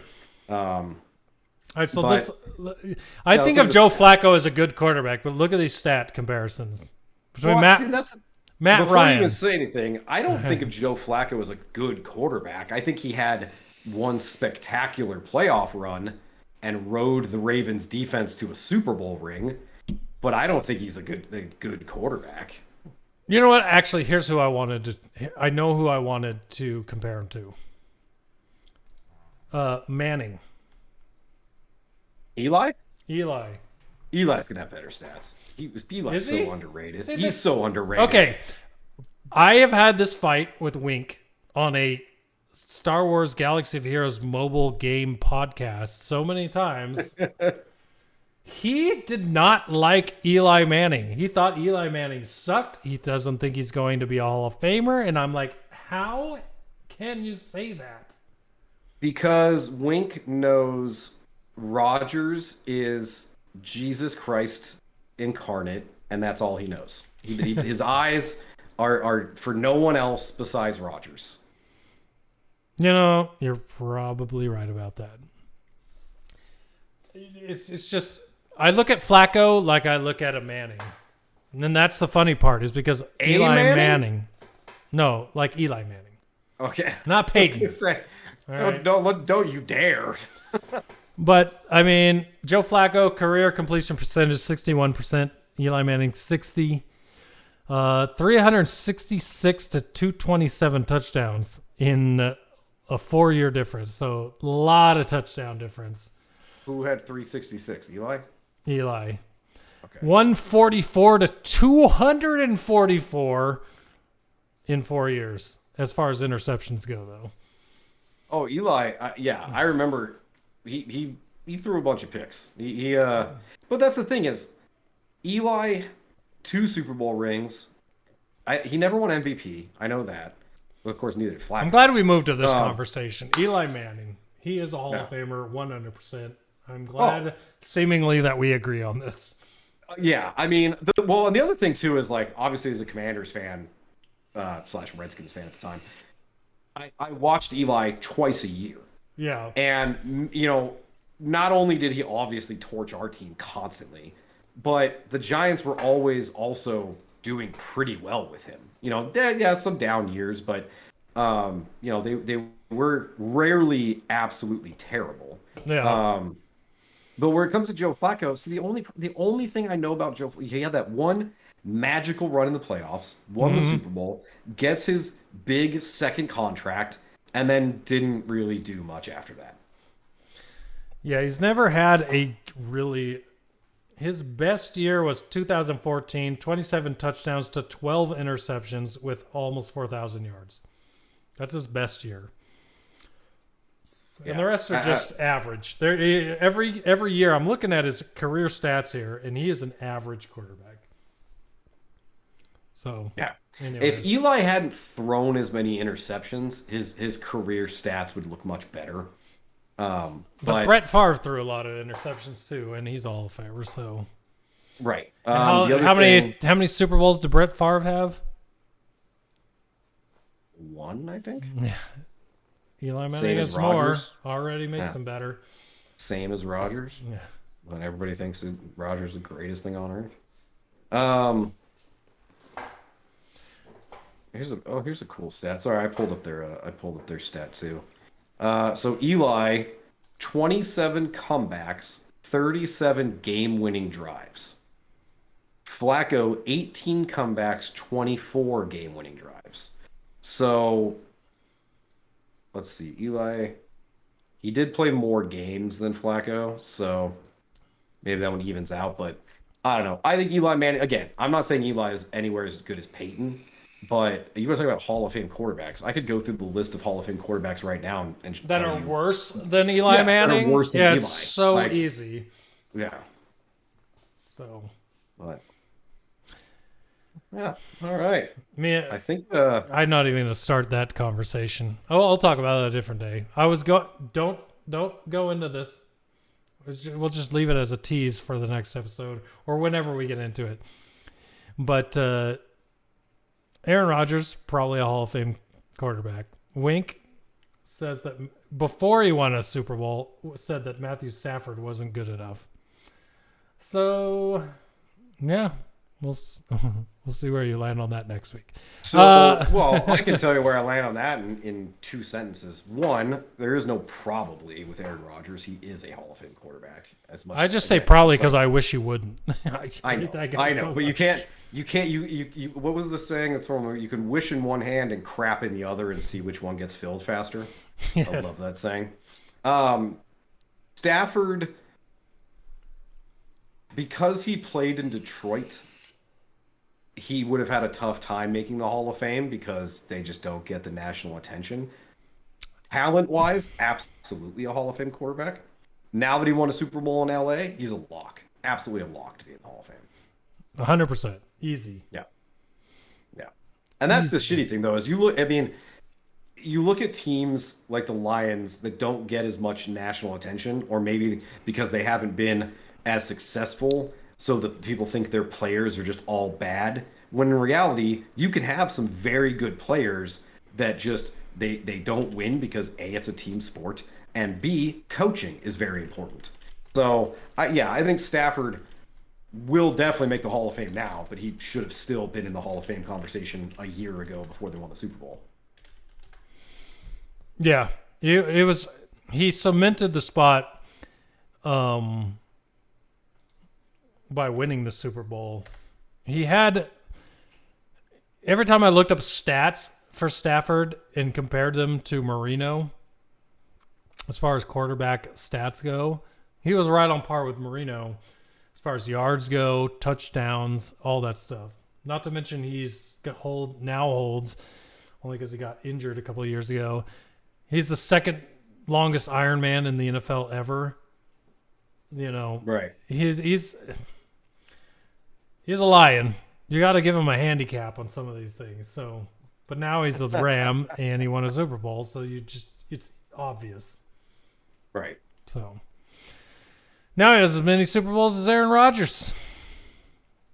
Suck that, Isn't that just that's such a fun stat? I really, really need to stop using that phrase. Why? Rest in peace, Alex Trebek. I always use that Saturday Night Live suck it, Trebek. Oh. And it's just every time I say it and I immediately realize I'm like, you know what? That's probably not something I should say anymore. Anyways, well, if you are... Wait, real quick, and I know we went way over our short podcast plan because the two of us can just talk about football for hours at a time. I told you this was gonna happen. But real quick, I had a thought that I wanted to look at, so I pulled up Matt Stafford's career stats and then a mystery quarterback's career stats. Oh, okay. The mystery quarterback has a better career completion percentage, a better career touchdown percentage, and a better career quarterback rating than Matt Stafford. Any guesses? Well, I thought the quote unquote mystery was like tongue in cheek that it was Aaron Rodgers. Oh, no. Okay. It's also not Mitch Trubisky. I'm not trying to. Is it someone that's played as long as he has? So he has played 3 less years than Matt Stafford. So 2011 or 2012? 2012. Wow. Okay. Is this person still on their original team? No. Interesting. Did they recently leave their original team? No. Define recently. It's been 5 years. 5 years. Okay.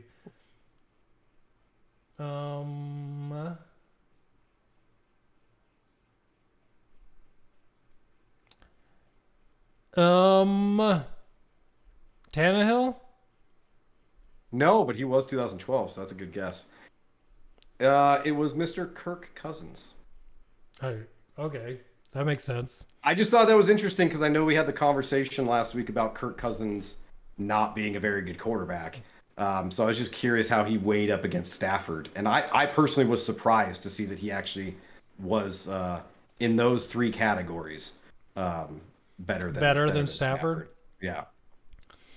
So obviously his yards and touchdowns aren't because Stafford's played longer. But let me just go back to last week when I said that. I don't think he's a bad quarterback. I think he can't win big games.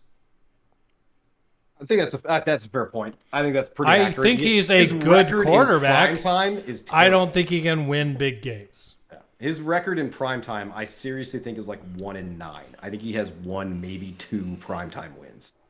So because I agree with that. Honestly, I'm looking at the team comp of everyone in the NFC North, and I think the Vikings are the best team in the NFC North. Overall, will they win the NFC North? That remains to be seen. But overall, talent-wise, I think they're the best team in the NFC North. So. I was surprised because if you would have asked me before I looked at that, who had the better stats, I would have said Stafford. So I was actually personally a little surprised to see Cousins leading in a couple of categories. See, I never would have put Cousins on that same level as a guy like Stafford. Completion percentage, I can understand. Matthew Stafford spent half of his career forcing the ball to Calvin Johnson. So his completion percentage was never great. But he always had a lot of yards because Calvin could catch it over 3 people. So I don't know. But then you go into the whole thing where, like, did Kirk Cousins play with a Hall of Fame wide receiver like Stafford did for how long? So I don't know. You always play the what if games with these people. No, I just thought it was an interesting. No. I'm not trying to downgrade it because when he was a Redskin, I loved him, but his career has always been losing big games. So he's always been a stat producer for sure. And it's funny to hear me say that about him because I'm sure this is the way people describe Stafford as well. So it puts a lot of things in perspective. I feel like Stafford won big games because how many fourth quarter comebacks did he have in his career? He's in the top 5 probably for active quarterbacks in the NFL, but yeah. Yeah, that's a good question. I wonder if I can pull up what I was just looking at because it should be on there. We'll make that the final stat before we go here, but I'm curious. Yeah, eventually we'll get these under 2 hours. Listen, when I podcast and I think I would love to finish this in an hour, I know it's not going to happen because I can talk and talk and talk forever. So Matt Stafford, I'll go Kirk Cousins first. Kirk Cousins had 20 game-winning drives, 14 comebacks. Stafford, 42 game-winning drives, 34 comebacks. Yeah, so 42 game-winning drives. Yes. I remember. You don't want to put him in the Hall of Fame against Washington. I remember multiple ones against Washington. Me and you watching together. Yes, exactly. But, I miss him. I love him. What? Anyways. All right. Well, this was a lot of fun. Again. As always, listen, if you're listening to this, thank you for making it this far. I just want to say that there are currently 2 big places for you to follow us. That is on Twitter at Coffin Corners. And you can follow us on TikTok, Coffin Corner Podcast. As it stands, I'm doing all the content there because Richie's lazy. But eventually he'll do something there and you can enjoy his commentary as well. But if you go to Coffin Corner Podcast on TikTok, we got some funny stuff. We got some interesting stuff. Just go check that out. I'll be posting stuff as I come up with it. A lot of fun stuff there. I'm looking to make a Discord soon just because I need a place to make all the big announcements besides Twitter. So I'll be probably making a Discord this week. There'll be a few other stuff going on. Probably YouTube coming up because now I have actually saved the videos for this podcast that I can do replays on YouTube. Just a bunch of stuff. So for now, Twitter, Coffin Corners, TikTok, Coffin Corner Podcast. Go check those things out. But stay tuned for all the other different mediums you can find us on. As well, this is a podcast, so you can find us on Apple Podcasts. You can find us on Spotify. You can find us pretty much on every podcast app available currently. So go check us out.